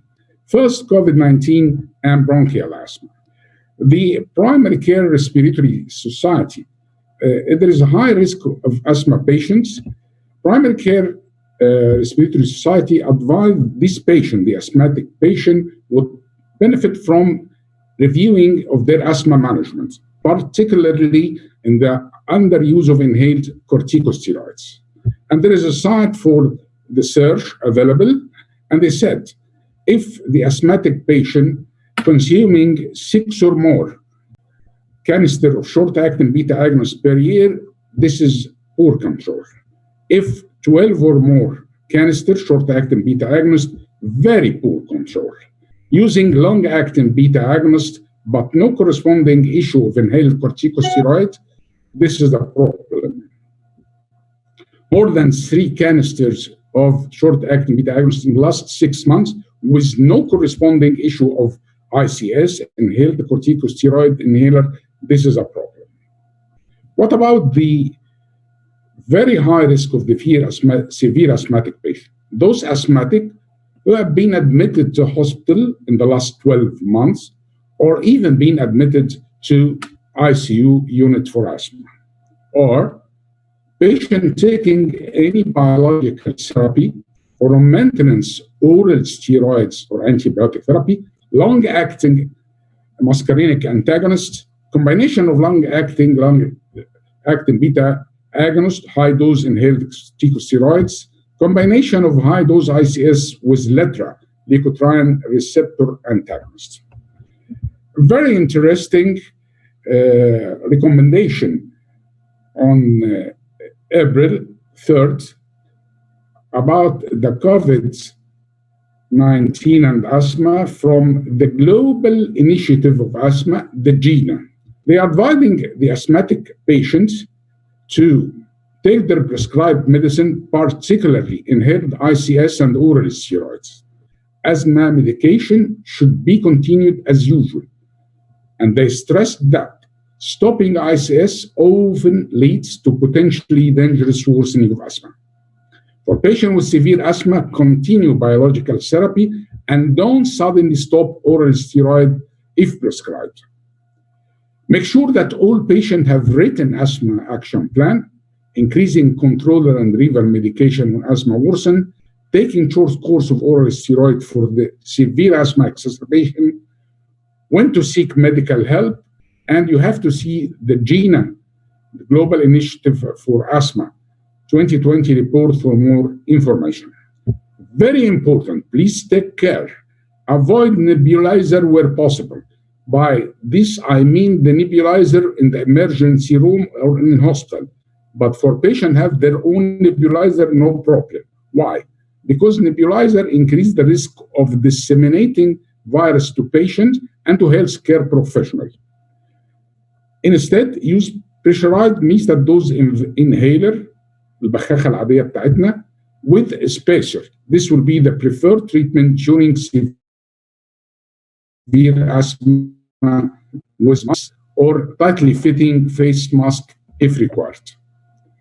Also, very important, avoid spirometry in patients with confirmed or suspected COVID-19 because it can disseminate viral particles and expose staff and patient to risk of infection. Flow contact and droplet precaution. And as mentioned by Professor Sobhi, flow strict infection control procedure for AGP, the aerosol generating procedure. This is the common aerosol generating procedure, intubation and related procedure, respiratory and airway suctioning, including tracheostomy care and sputum induction, nebulization, nasogastric aspiration, and non-invasive mechanical ventilation. If this is highly indicated, please use the PPE which means the N95, the gown, the goggle, everything. So there is advice from Global Initiative Asthma, the GINA. Some sources have suggested that corticosteroids should be avoided during COVID-19 epidemic. However, patients with asthma should not stop their prescribed inhalers corticosteroid controller medication or the prescribed oral steroids. Stopping inhaled steroid often lead to potential dangerous worsening of asthma. Avoiding oral corticosteroid during severe asthma attack may have serious consequences. Long-term oral steroids may sometimes be required to treat severe asthma, and it may be dangerous to stop them suddenly. Lastly, the Society for AI, this is the American Academy of Allergy, Asthma, Immunology, provide the following recommendation in recently published resources for COVID-19 asthmatic patients. There is no evidence which suggests immune response to COVID will be impaired in asthmatic patient treated with anti-interleukin therapy. In the absence of any data indicating potential of harm, it would be reasonable to continue administration of biological agents during COVID-19 pandemics in patients of whom such agents are clearly indicated. What about COVID-19 and COPD, chronic obstructive pulmonary disease? We have to differentiate between three types of infection in the COPD patient: acute exacerbation of COPD, COPD with bacterial pneumonia, and COPD with COVID-19. The medical history, maybe in the last COPD with COVID-19, there'll be history of the epidemic area, and now, no. This is not useful now because the virus is there everywhere. It's not like Jan or February when you ask about the environmental or history coming from abroad. This will not help you. Fever. Acute exacerbation, usually there is no fever, but with pneumonia, with COPD, bacterial pneumonia, fever. In COPD with COVID, most of the time there is fever, and according to reports from Wuhan, fever is present in 88%, so sometimes COVID patient without fever. Respiratory symptoms in acute exacerbation of pre-existing respiratory symptoms, cough, sputum, or dyspnea. For symptoms of bacterial pneumonia in COPD patient, purulent sputum and chest pain, and of course, the symptoms of the COVID. The clinical manifestation in acute exacerbation will be aggravated beside the rales and rhonchi. But for COPD with bacterial pneumonia, maybe there is moistrals and there is a clinical signs of lung consolidation. The clinical signs and clinical manifestation in COVID-19 COPD patient not clear. Blood picture in acute exacerbation, sometimes there is leukocytosis. If it is viral, sometimes lymphocytosis. COPD with bacterial pneumonia, leukocytic count is high, mainly neutrophils, sometimes staph cell. And the blood picture in the COPD with COVID, normal or decrease in the leukocytic count, and maybe after that, there is decrease in the lymphocytes. The imaging, acute exacerbation of COPD, the classical picture of COPD, thickening of the airway wall and the hyperinflation, sometimes there is bully. For the picture, it is very helpful, COPD with bacterial pneumonia, the consolidation. And for the COPD with COVID, multiple plaques and stromal changes. In severe cases, there is multiple areas of trust. Of course, to differentiate, you have to go to the test if all the others cannot differentiate. What about the prevalence, severity, and mortality associated with COPD, smoker in patient with COVID-19, a rapid systemic review and meta-analysis, disease severity and mortality? COPD patients are at higher risk of more severe disease, 63% compared to patients without COPD, only 33%. Also associated with high mortality, 60%. Smoking history and the risk of COVID-19, pooled prevalence of 9%. Current smoker also had higher mortality rate, 38.5%. This is the systemic review and meta-analysis of predictive symptoms and comorbidity of severe COVID-19 infection. COPD was the most strongly predictive comorbidity of both severe disease and ICU admission. Also, from the European Respiratory Society, comorbidity and its impact on more than 1,500 patients with COVID-19 in China. This is a national-wide analysis. COPD were more likely to reach composite endpoint, which than those without. Endpoint means admission to the ICU, invasive ventilation, or death.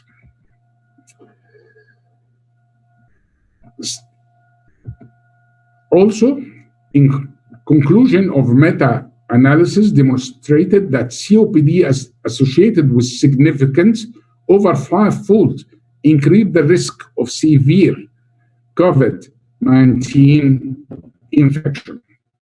What about the ACE2? We heard a lot from Professor Barsoum and Professor Sobhi before.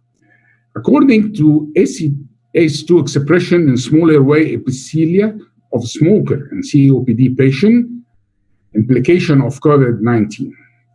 Angiotensin converting enzyme 2, ACE2, is the cellular entry receptor to infect the lower respiratory tract. ACE2 expression in the lower airways was related to COPD and cigarette smoking. This is before COVID. Results showed that ACE2 expression levels increased in 48% in the airways of COPD patients. There is significant inverse relationship between ACE2 gene expression and FEV1 of the predicted. That means whenever the FEV1 predicted is low, that means severe airway obstruction, there is significant increase in ACE2 gene expression. Current smoking also significantly increase ACE2 expression levels. So this paper concluded ACE2 expression in the lower airways is increased in patients with COPD and with current smoking.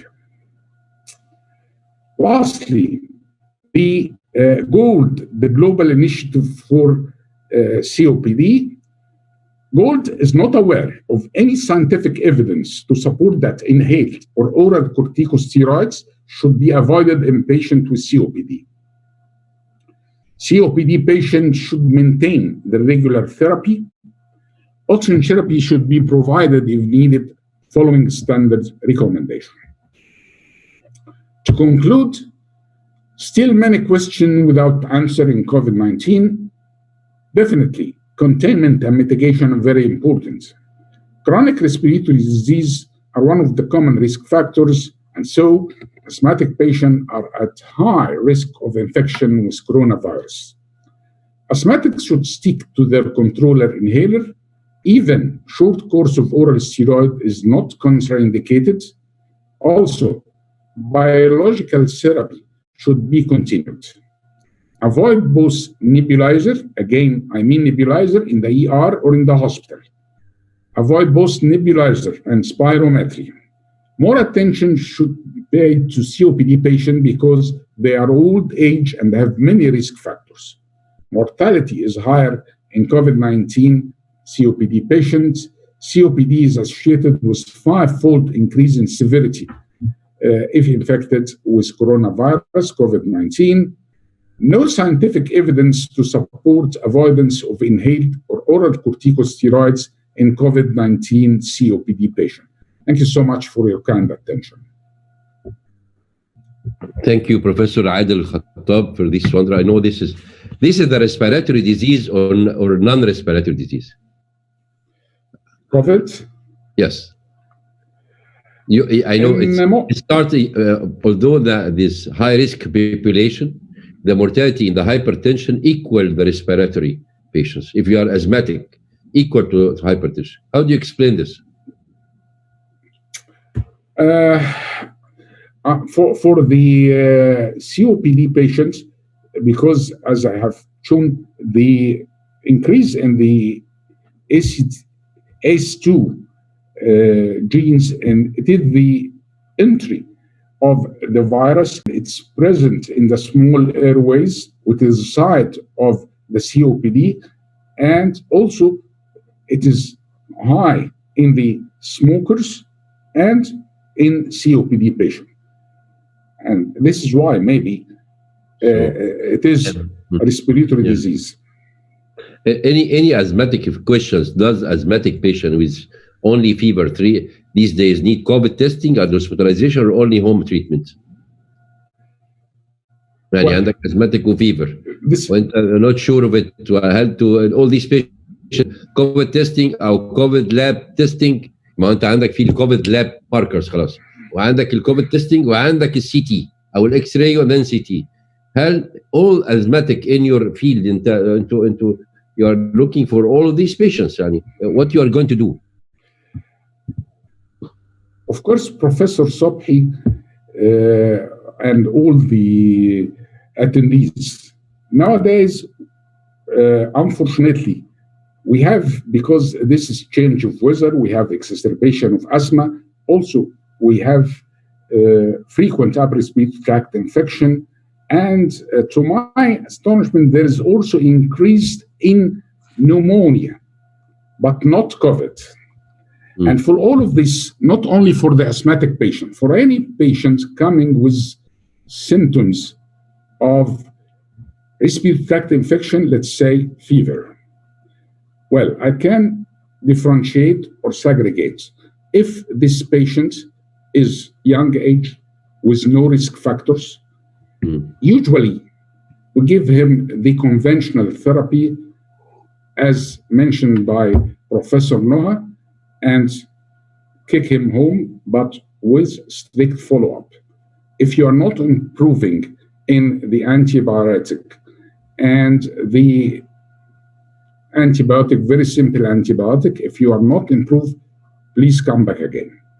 But if another patient, either with risk factor, old age, by oxygen saturation by pulse oximetry in the clinic, there is decrease in the oxygen saturation. If he is dyspneic, I should go for all the battery. Usually, I start with the specific or non-specific, the inflammatory markers, the LDH, serum creatinine, the dimer, everything, CBC, CRP, because Professor Noah, we depend here in Egypt on CRP, not procalcitonin. Much CRP, we are doing CRP much more than procalcitonin. And sometimes if the fever is there for 2-3 days, definitely I ask for CT scan just without contrast. طب أنا بقى عندي questions for me. أنا معلش when the starting in March, I looked at the different YouTubes, and in our meeting, cardiologists last year, we have what's known as lung ultrasound. Do you think that nowadays we need lung ultrasound rather than doing CT, because there are 3 parameters in the lung ultrasound, which is equal to what's in the CT, which sometimes is invasive. It's like the point of care ultrasound for cardiology. You can make point of care ultrasound. Do you think this could be the future for your patients? Thank you, Professor Sobhi, for the very smart question. Ultrasound in the chest disease, actually, it's the present. We are not waiting for the future. It's the present. In our department, in the university, both in the Free Hospital, the Demirtaş, and the Ain Shams Specialized Hospital, we have ultrasound in the chest department. We don't send the patients to radiology department. And our young staff, our registrars and our residents, they are very clever in this. But as you know, we depend on the ultrasound in pleural disease much more than in the pulmonary disease. Of course, there is change in the pulmonary disease, even in the presence of pulmonary edema, can differentiate between cardiac pulmonary edema and non-cardiac pulmonary edema, consolidation, everything. And we use this now. We are not waiting the future. But the problem is that maybe in some radiological center, they are not interested in chest ultrasound. انا think انها to be the future لان انت عندك البي لاينز والاساينز بتاعتها as you mentioned. البروجرام يعني I think انها it's easier than do CT وكم. طب هنا بس عشان right you are. هنا حضرتك قلت برضه دكتوره نوع على البروكالسيتونين. في question على البروكالسيتونين. Yes, بروكالسيتونين انا I'm doing this for بروكالسيتونين على فكره. It's there. In some cases يعني بعمل حاجه اسمها COVID lab markers. Yes. Including this اللي هو بروكالسيتونين وفيريتين ودي دايمرز. يعني كان في سؤال على الانتي coagulation. Yes, if the dimer is high, you can give anticoagulation. It's not routine. البروكالسيتونين indicate bacterial. الدكتوره نوع حضرتك قلت برضو adding to the viral infection. Am I right؟ يعني bacterial infection الكويشن. You are right بس اتفضل دكتور. لا اتفضل. يعني رايك انت حاجه بتعملهم ولا يعني ايه الحاجه اللي غير الليمفوبينيا غير السي ار بي وغير اس ار ودي دايمر؟ The problem is that there is no rule, or every rule has exception. I tell you, and I want to tell all the attendees about the first case of COVID-19 I met. This was the lady, 69 years old, no risk factor except hypertension. And she came to my clinic, the private clinic, with some sort of a very, very mild pneumonia. Mild pneumonia. This was very early. And I gave her no environmental history. She wasn't in Umrah, there is no contacts, no problem at all. I gave her home treatment according to the guidelines, the curve 65, as mentioned by Dr. Noha, should be treated at home. I gave her antibiotic, and beside CBC, there is neutrophilic leukocytosis, 17,000 with neutrophils. It's bacterial. Nobody can argue about that. I sent her home with antibiotic. Next day, her children came to me, said, my mother is not feeling well. I said, okay, according to the rule, please send her to the hospital, go to this hospital, one of the private hospitals. And there, the lady arrived, the registrar told me she's all right, her oxygen saturation is 96 on room air, everything is okay. I said, it's pneumonia, but for pneumonia, you should put it in a single room with isolation, droplet infection, everything. Believe it or not, after 2 hours, another phone call, lady is very dyspneic, desaturated, and with severe chest pain and discomfort. I said, okay. Now, there's complication. She will go to the ICU. And in your way in the hospital, please go for CT chest. They send me the CT chest while I'm at home, thanks to technology. Typical, classic picture of bilateral ground glass. We put her in isolation in the ICU. This was very early. We gave her hydroxy, azithromycin, Tamiflu, everything. But she went down a hill. down here. She was ventilated, mechanically ventilated. We send, of course, PCR. The result came next day positive. We transfer her to the isolation hospital. She passed next day. The PCR high, very high, and very high neutrophilic leukocytosis. Of course, she had the COVID besides bacterial pneumonia. Okay, Dr. Adel, thank you very, very much. I think we're short of time. I know this needs for you at least 1 hour or 2 hours to speak with Dr. Adel with your all knowledge. Thank you very much. Now, 1 minute break and go to Dr. Akram, the last speaker. Okay. Last speaker, Professor Dr. Akram Abdelbari, Professor Critical Care Medicine in Cairo University, the President-elect Southwest Asia and Africa also chapter, is going to speak about now the ICU management because the very, very critical patients needs ventilators and ECMO patients in the ICU management for COVID-19. Dr. Akram? Thank you, Professor Sobhi. Thank you for inviting me to this very elegant webinar. I really enjoyed all the lectures, very interesting experience. I will talk from the perspective of Egyptian protocol, and it's an honor to be one of the panelists from the scientific committee who have done this protocol. Of course, as Dr. Noah said, it's changing all the time, and we will look first to the admission criteria. So when a COVID patient is transferred to intensive care, I would tell you, of course, that if he has impending respiratory failure, if he is hemodynamically unstable, or if he developed one of the complications that led to one of the organ dysfunctions. Of course, we are approaching differently than the US approach. We are hospitalizing till now most of the COVID patients, but I think this will change in the next days. And for that, we are giving all of them still hydroxychloroquine if they are symptomatic. So the Ministry of Health protocol in the intensive care, first of all, we assess the patient who is coming to the ICU for the need of mechanical ventilation.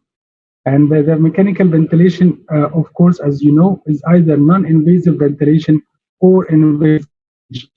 Of course, the patient is coming in a very critical situation, then we will go directly to invasive mechanical ventilation. But non-invasive ventilation has still some role. And as we can see all over the world, the results of invasive mechanical ventilation are still about that. Maybe the positive pressure ventilation is still not the suitable method for ventilating these patients. However, this is the most important supportive measure we have. And if the patient is improving, we will assess for weaning. Of course, if he's deteriorating, we can think of ECMO, or if he needs prolonged ventilation, we go for that. So first of all, how to assess for the method of mechanical ventilation? If the patient, who is the patient who will continue with non-invasive ventilation and high flow or nasal cannula or a high flow nasal cannula, he should be conscious with minimal secretions. He should be, of course, hypoxic with saturation of less than 93 or hypercapnic with pH above 7.3. The non-invasive tile shall be short. We shall not continue for a long time if it is failing. And we upgrade the pressures gradually for the comfort of the patient. And with any deterioration in the consciousness level, hemodynamics or oxygenation, we shall shift immediately to invasive mechanical ventilation. So the difference mainly is, of course, the intubation. We know the interfaces for non-invasive ventilation, many of them, the face mask, the full face mask, and the helmet. And we think that the helmet is most appropriate to avoid spread of infection as being an aerosol generating procedure. like Dr. Sobh said before and Dr. Adil. The high flow nasal cannula can give oxygen up to 40-50 liters per minute, and it creates like an auto PEEP of 5 centimeter water. It's very useful in patients with COVID, and we have a good experience till now with this procedure. If patients shifted to invasive mechanical ventilation, we should know the precautions. We shall use PPE, especially goggles and face shields. We should avoid ambu bagging during intubation, and better to use laryngovideoscopy to avoid infection during intubation. And the indications are failed in non-invasive ventilation if the patient remains hypoxic or progressively hypercapnic or progressive respiratory acidosis and or hemodynamic instability or consciousness level deterioration. We will use sedation using short-acting agents, intubate under full production, start with volume-controlled ventilation, as I will say in a minute, proning, paralysis, anticoagulation, and steroids, and I will talk about each item separately. So this is the curve from the ventilator of the volume-controlled ventilation. This is the pressure time curve. The rise in the curve initially up to the peak pressure is reflecting the airway resistance. And then if we apply inspiratory pause at the end of inspiration, then you will have the plateau pressure, which reflects the lungs compliance. And then the PEEP with this positive end expiratory pressure left at the lung. It's combination between external PEEP and the auto or internal PEEP. From this graph, it's very important to know the plateau pressure, which will significantly affect the mode of ventilation and the ventilation of these patients, and the PEEP. So we will start with volume controlled ventilation. We all know the talks about the L type and H type. The L type, which is low elastance and high compliance, and the H type, which is high elastance and low compliance. The L type on the lung pathology, I think, is the most prevalent during in our patients. The patients have very good compliance. So we'll start to ventilate them normally with almost liter to 10 milliliter per kg tidal volume, and we will start with a very low PEEP, and we'll measure the plateau pressure using the inspiratory pause for 1 second, and according to the plateau pressure level, we will continue the ventilation through identifying the type of the lung pathology. If the plateau pressure is less than 30, so it's confirmed this is an L type, saturation is above 93, keep the patient on this mode and wait. If the plateau pressure is less than 30, but the patient is hypoxic, try to increase the PEEP level above 10, and of course the FiO2. But if the pressure is more than 30, so this is probably an H type, and this is a frank ARDS that needs the ARDS net lung protective protocol. What is the lung protective protocol, which we use in the plateau pressure above 30? Of course, tidal volume lower, 6, we'll start with 6, and decrease incrementally if the plateau pressure is not achieved. So the target is the plateau pressure of cells. And then we incrementally increase the PEEP to keep the targets, which are the plateau pressure below 30 or the driving pressure below 15, and I'll tell you in a minute what is the driving pressure and how to manage that. So the driving pressure below 15 is the difference between the plateau pressure and the PEEP. Simply, you have it displayed on the ventilator. Most of the ventilators in the country are equipped, and you can see it easily on the screen. So if the plateau driving pressure is less than 15, it's okay. If it is more than 15, then try to increase the PEEP or to decrease the plateau pressure through sedation, paralysis, or decreasing the tidal volume. And the most important thing in COVID practice now is prone. The prone fights COVID, as you can see. Proning the patients is a must. It's a must do in COVID patients. Even now, we are doing awake prone in severe cases before mechanical ventilation. The patient is on high flow nasal cannula. We are telling the patient to lie on his tummy for 4 hours and sit for 1 hour. This improves markedly the oxygenation through shifting the perfusion of the lungs to the healthy areas, as we have seen that most COVID patients are affected basally and peripherally. The APCs are relatively spared, so when the patients lie on their abdomen, this improves the perfusion of the healthy part and improves the oxygenation. And even we have seen many patients who spared invasive mechanical ventilation using pro and high flow nasal cannula.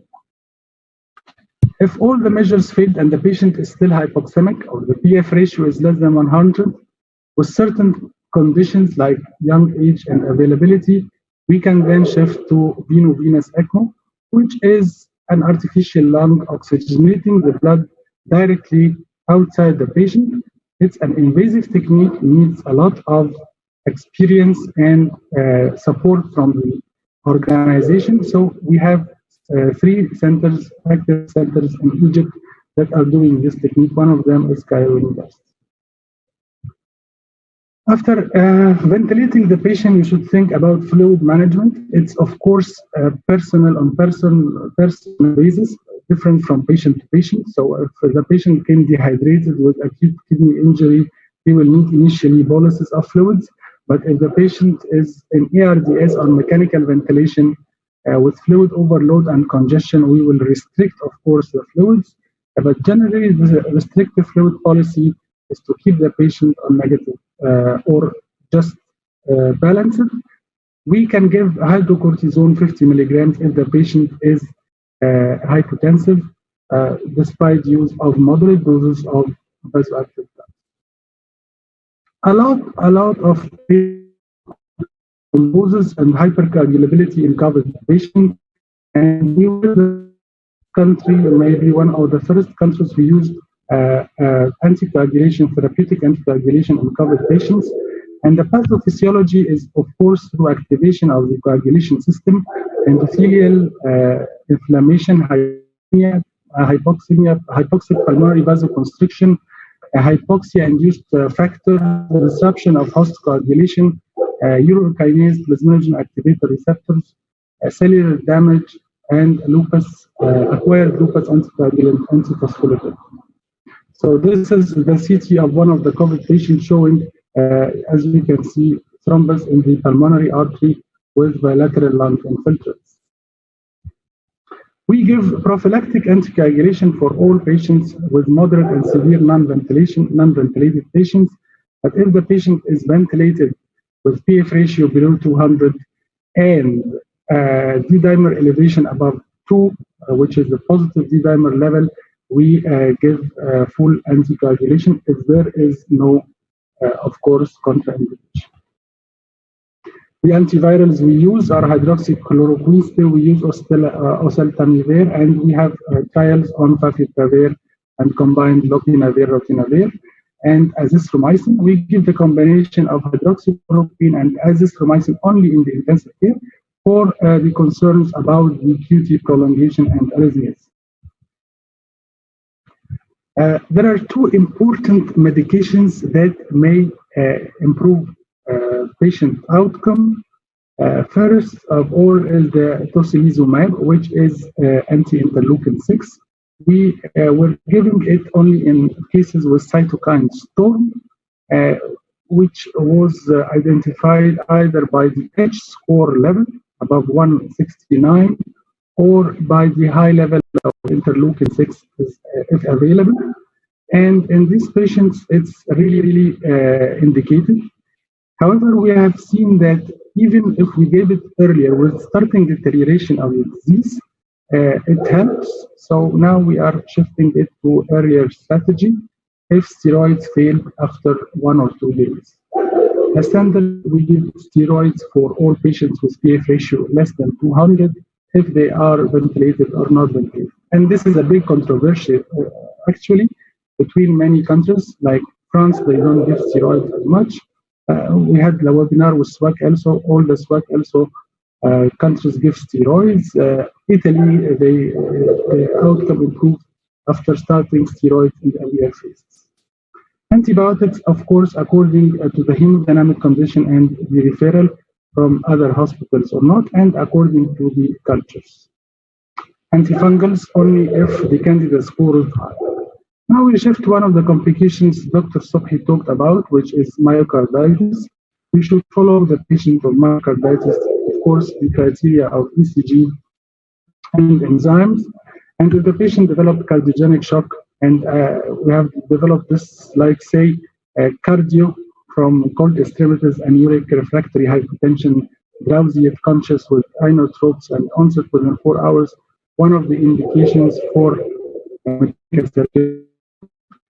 ejection fraction is less than 25%. And the myocarditis management is completely the same management of the disease with anti-inflammatory drugs and anti-failure medications, of course, inotropic support and or mechanical circulatory support.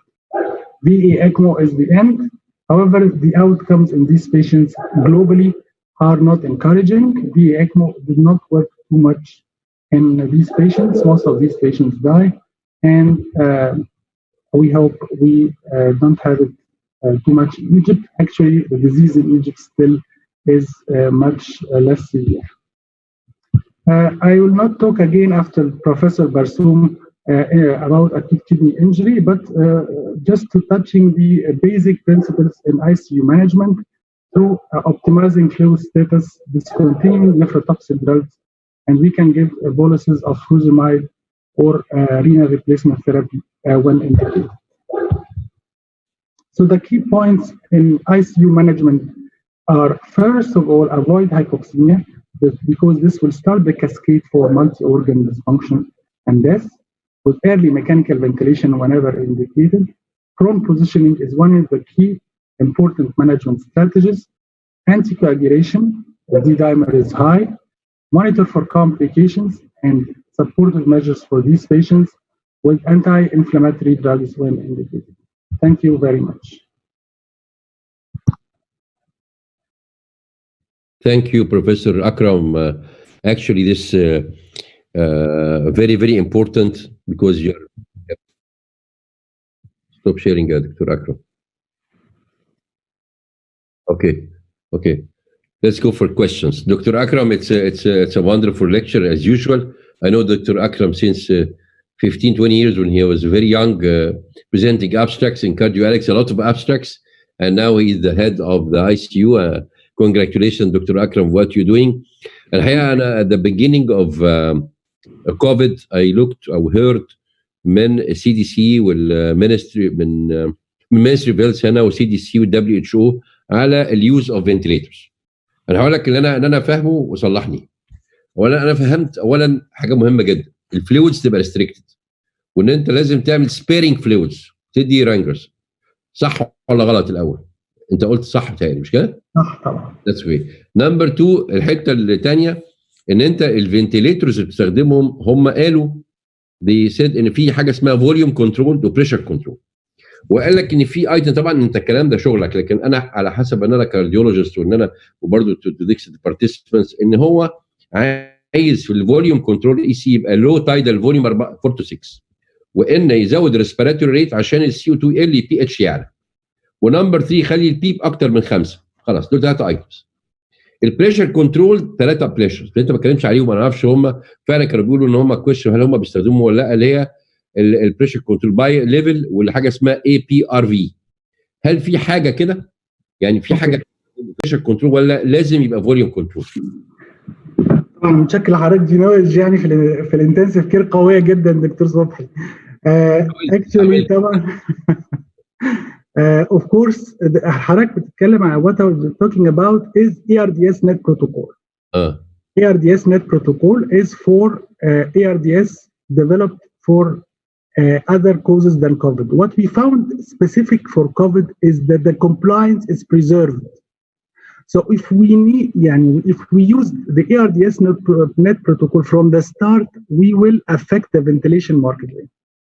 So we don't use the lung protective strategy as per the ARDS net protocol from the start. What we do is we give tidal volume of 8 milliliter or 10 and see the plateau pressure. The plateau pressure can be measured in volume controlled ventilation. And we can monitor the lung mechanics during volume controlled ventilation. Of course, for volume controlled ventilation, we control the volume rather than the pressure. So the pressure is variable. The pressure هو اللي بيتغير. The volume is fixed. So when you give the volume and monitor the pressure, you can know how the lungs is behaving. When the pressure is below 30, then the lung compliance is preserved and we can continue on volume controlled ventilation. We don't need high peaks. We don't need to induce barotrauma. We don't need all this. But if the patient's plateau pressure became higher, that means that the lung is shifting to frank ARDS. And then we can use the pressure controlled ventilation to limit the barotrauma. And of course, the ARDS net protocol by lowering the tidal volume and increasing the peak. أنا برضه سمعت عن حاجة تانية it's what's called inhaled prostaglandin. دي بتستخدم؟ Yes, inhaled prostaglandin. في حاجات كتير بتستخدم inhaled prostaglandin وفي كمان inhaled nitric oxide. But unfortunately we don't have them in Egypt. United States قالوا إن هم بيستخدموها عشان كده. And even there is a trial on treatment of COVID using inhaled nitric oxide. And I know the primary investigators, but it's still not available in Egypt. طب انت بقى في دراجز هنا مش مفهومه يعني it's not clear في المينستري اوف هيلث بروتوكول. اولا ايه حكايه التيمي فلو ده يعني معلش مع احترامي له يعني اللي هو التيميفير ده ايه الايفيدنس بيهايند ان انا استخدم تيمي فلو؟ لا واي مفيش اي دوله في العالم بتستخدم التيمي فلو ده غير مصر. الحاجه الثانيه الهيدروكورتيزون ايه البيزس بتاعته؟ يعني هل انت ما فيش دليل انا بديله خلاص ما انا بدليل انا مثلا الانتي بايوتكس اوكي بقول البروكالسيتونين لو طلع عالي اتس اوكي كان جيب انتي بكتيريال وخلاص فهمنا. لو انت عندك فنتيليتد وسيريس بيشنتس ودي دايمر عالي فهمنا تدي بروفلاكتيك انتي كواجل دي واضحه. الاثنين الدوايين دول مش مفهومين التيمي فلو والهيدروكورتيزون اشرحهم لي بقى. ما تقوليش لا بنفترض لازم يبقى في حاجه. هو الحقيقه يا دكتور صبحي ما فيش ايفيدنس ولا على اي دواء. I know. There is no evidence on any medication. بس دكتور اكرم الباقيين معلش الباقيين نراجعهم مع بعض. احنا مع الدكتور عادل دكتور احنا قلنا ان هم 4 ايتمز. الايتمز ايه؟ انت عندك ايس وكلوريكين خلاص وهيدروبرينيكين ليه على الحته دي وتي ام اس اسلها وبعدين بروتياز تحت اختربوا له واحده وقال الدواء ده يا جماعه اليبوفينير ده اوكي ريدمسيفير ده اللي هو بتاع المسجر ار ان اي وبعدين انترلوبين 6 اللي هو تكلوزوماب يبقى في ايفيدنس لما يطلع ميكانيزم يو هاف ميكانيزم وانت يو هاف ا دراج ثرو ذيس ميكانيزم تو اذر ديزيز يو هاف ذا رايت تو يوز ذيس دراج بيكوز اوف ذيس ميكانيزم. لكن التيمي فلو بيشتغل ازاي والكورتيزون بيشتغل ازاي؟ عشان كده انا عايز افهم يعني. طيب حضرتك التيمي فلو is a strictly anti-influenza drug. Antiviral anti-influenza drug. It's not designed زي كل الأدوية الباقية. It was not manufactured for COVID, right? But there are still ongoing 2 trials on it. It proved like other drugs, it's not effective. Okay? Still we started to use it because the COVID time was during the influenza season in Egypt and there was like a combined COVID influenza infection. So we started using it as the antiviral besides the hydroxychloroquine. Now, everything is changing. We are changing our protocols, but still there is no antiviral without a trial. Still we have the favipiravir. We are trying it in a trial. Remdesivir is coming and we put it in a trial. In addition to other drugs that have even no evidence at all, like ivermectin and others. So still we don't have a solid drug. That's why we are using Tamiflu now, but this will change.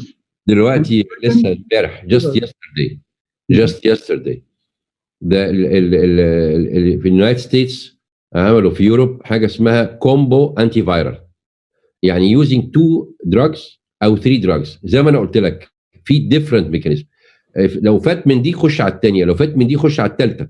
فقال لك طب ايه المانع ما اخد تيكلوزيماب من هنا وبتاع ده روتزيفير ده من هنا، او اخد الثاني او اخد ثلاثه، والثلاثه دول سايد افكتس قليل، واعمل الدراجز دي وخلاص يبقى قفلت السيركل. هل دي ممكن تنجح؟ اي دونت نو. انا بقول لك ده اللي انا شفته. هل انت عندك اكسبيرينس انتوا جربته؟ ما هو انت برضو ما حدش حاجه في الانتنسيف كير كومبينيشن اوف تو. هنا في كومبينيشن انت عامله الدواء الجديد بتاع اليابان مع تيمي فلو. ما ده كومبينيشن اهو. ما بنديهمش مع بعض. ما انتمشوا مع بعض؟ لا ما بنديهمش مع بعض. وكده هيدروكسي كلوروكوين بس، ولسه بتستخدمه او الكومبينيشن هو لوبينافير ريتونافير with hydroxychloroquine. What we are using in the ICU specifically is the azithromycin hydroxychloroquine combination. كويس. We are using azithromycin not as an antibiotic. We are using because of anti-inflammatory effect. الجديد حضرتك التوسيليزوماب is a monoclonal antibody. It's anti-interleukin 6. It should be used very cautiously because it has an immunosuppressive effect. So it's not like just an easy drug. We are using it when there is a rapid progression or evidence of cytokine storm. And we are not using it with full dose of steroids. لأن الاثنين هيبقى لهم we are expecting to have a strong immunosuppressive effect. Steroids, almost in the United States, I know it's many centers, and we consulted in Italy. In Italy, they use steroids, and we are using steroids for a long time in the ARDS. But with the Meduri protocol, according to the Meduri study published in 2000, it's a very old trial. And we are using a small dose, relatively small dose, which is 1 to 2 milligrams per kg per day. And this proved not to have flaring of the bacterial infections or things. And it have anti-inflammatory effect, and it's used widely all over the world in many countries. Certain countries do not use steroids at all, and we are waiting to know if there is improvement. But we are seeing, actually, what we are seeing in the hospitals, and I see hospitals every day, what we are seeing in the hospitals in our ICUs that steroids work. In the initial protocol, we did not use steroids only if there is cytokine storm. But when steroids work in many patients, we are now using it earlier, and it's compared to the Italian experience. Okay. I think ان احنا انا particularly انا personally انا enjoyed this webinar من كل السبيكرز الحقيقه. دكتور اكرم طبعا يعني اخر حاجه جميله موضوع وبسطته جدا. دكتور عادل خطاب كان حاجه جميله جدا، تحفه. ده غير بقى الدكتور برشاد برسوم والدكتوره نهى موضوع تاني خالص. يعني بصراحه انا اتمتعت جدا، وبشكر كل الزملاء ان هم معانا في نوفارس وكانوا لايف معانا، كل البارتيسيبنت. والاسئله الحقيقه كلها up to the point. ويمكن لو قعدنا لبكره هنقعد a lot of questions. فتhank you very very much for this wonderful. على فكره حضرتك نسيت محاضره الدكتور الدكتور صبحي، كانت رائعه الصراحه. الدكتور صبحي if I can add، اولا انا بشكر حضرتك على المودريتنج وعلى المودريتنج للدسكشن، وحضرتك يعني قدمتنا كلنا واديتنا. شكرا جزيلا. شكرا جزيلا. شكرا Mr. Akram for this wonderful webinar and this interactive discussion. And I hope we can reach to the final answer to the treatment of COVID, and we can bring back our own life to normal. Inshallah, we are living with COVID, but we are going to win. Inshallah. Thank you very much, and see you. Thank you very much. Thank you so much. Thank you. Bye.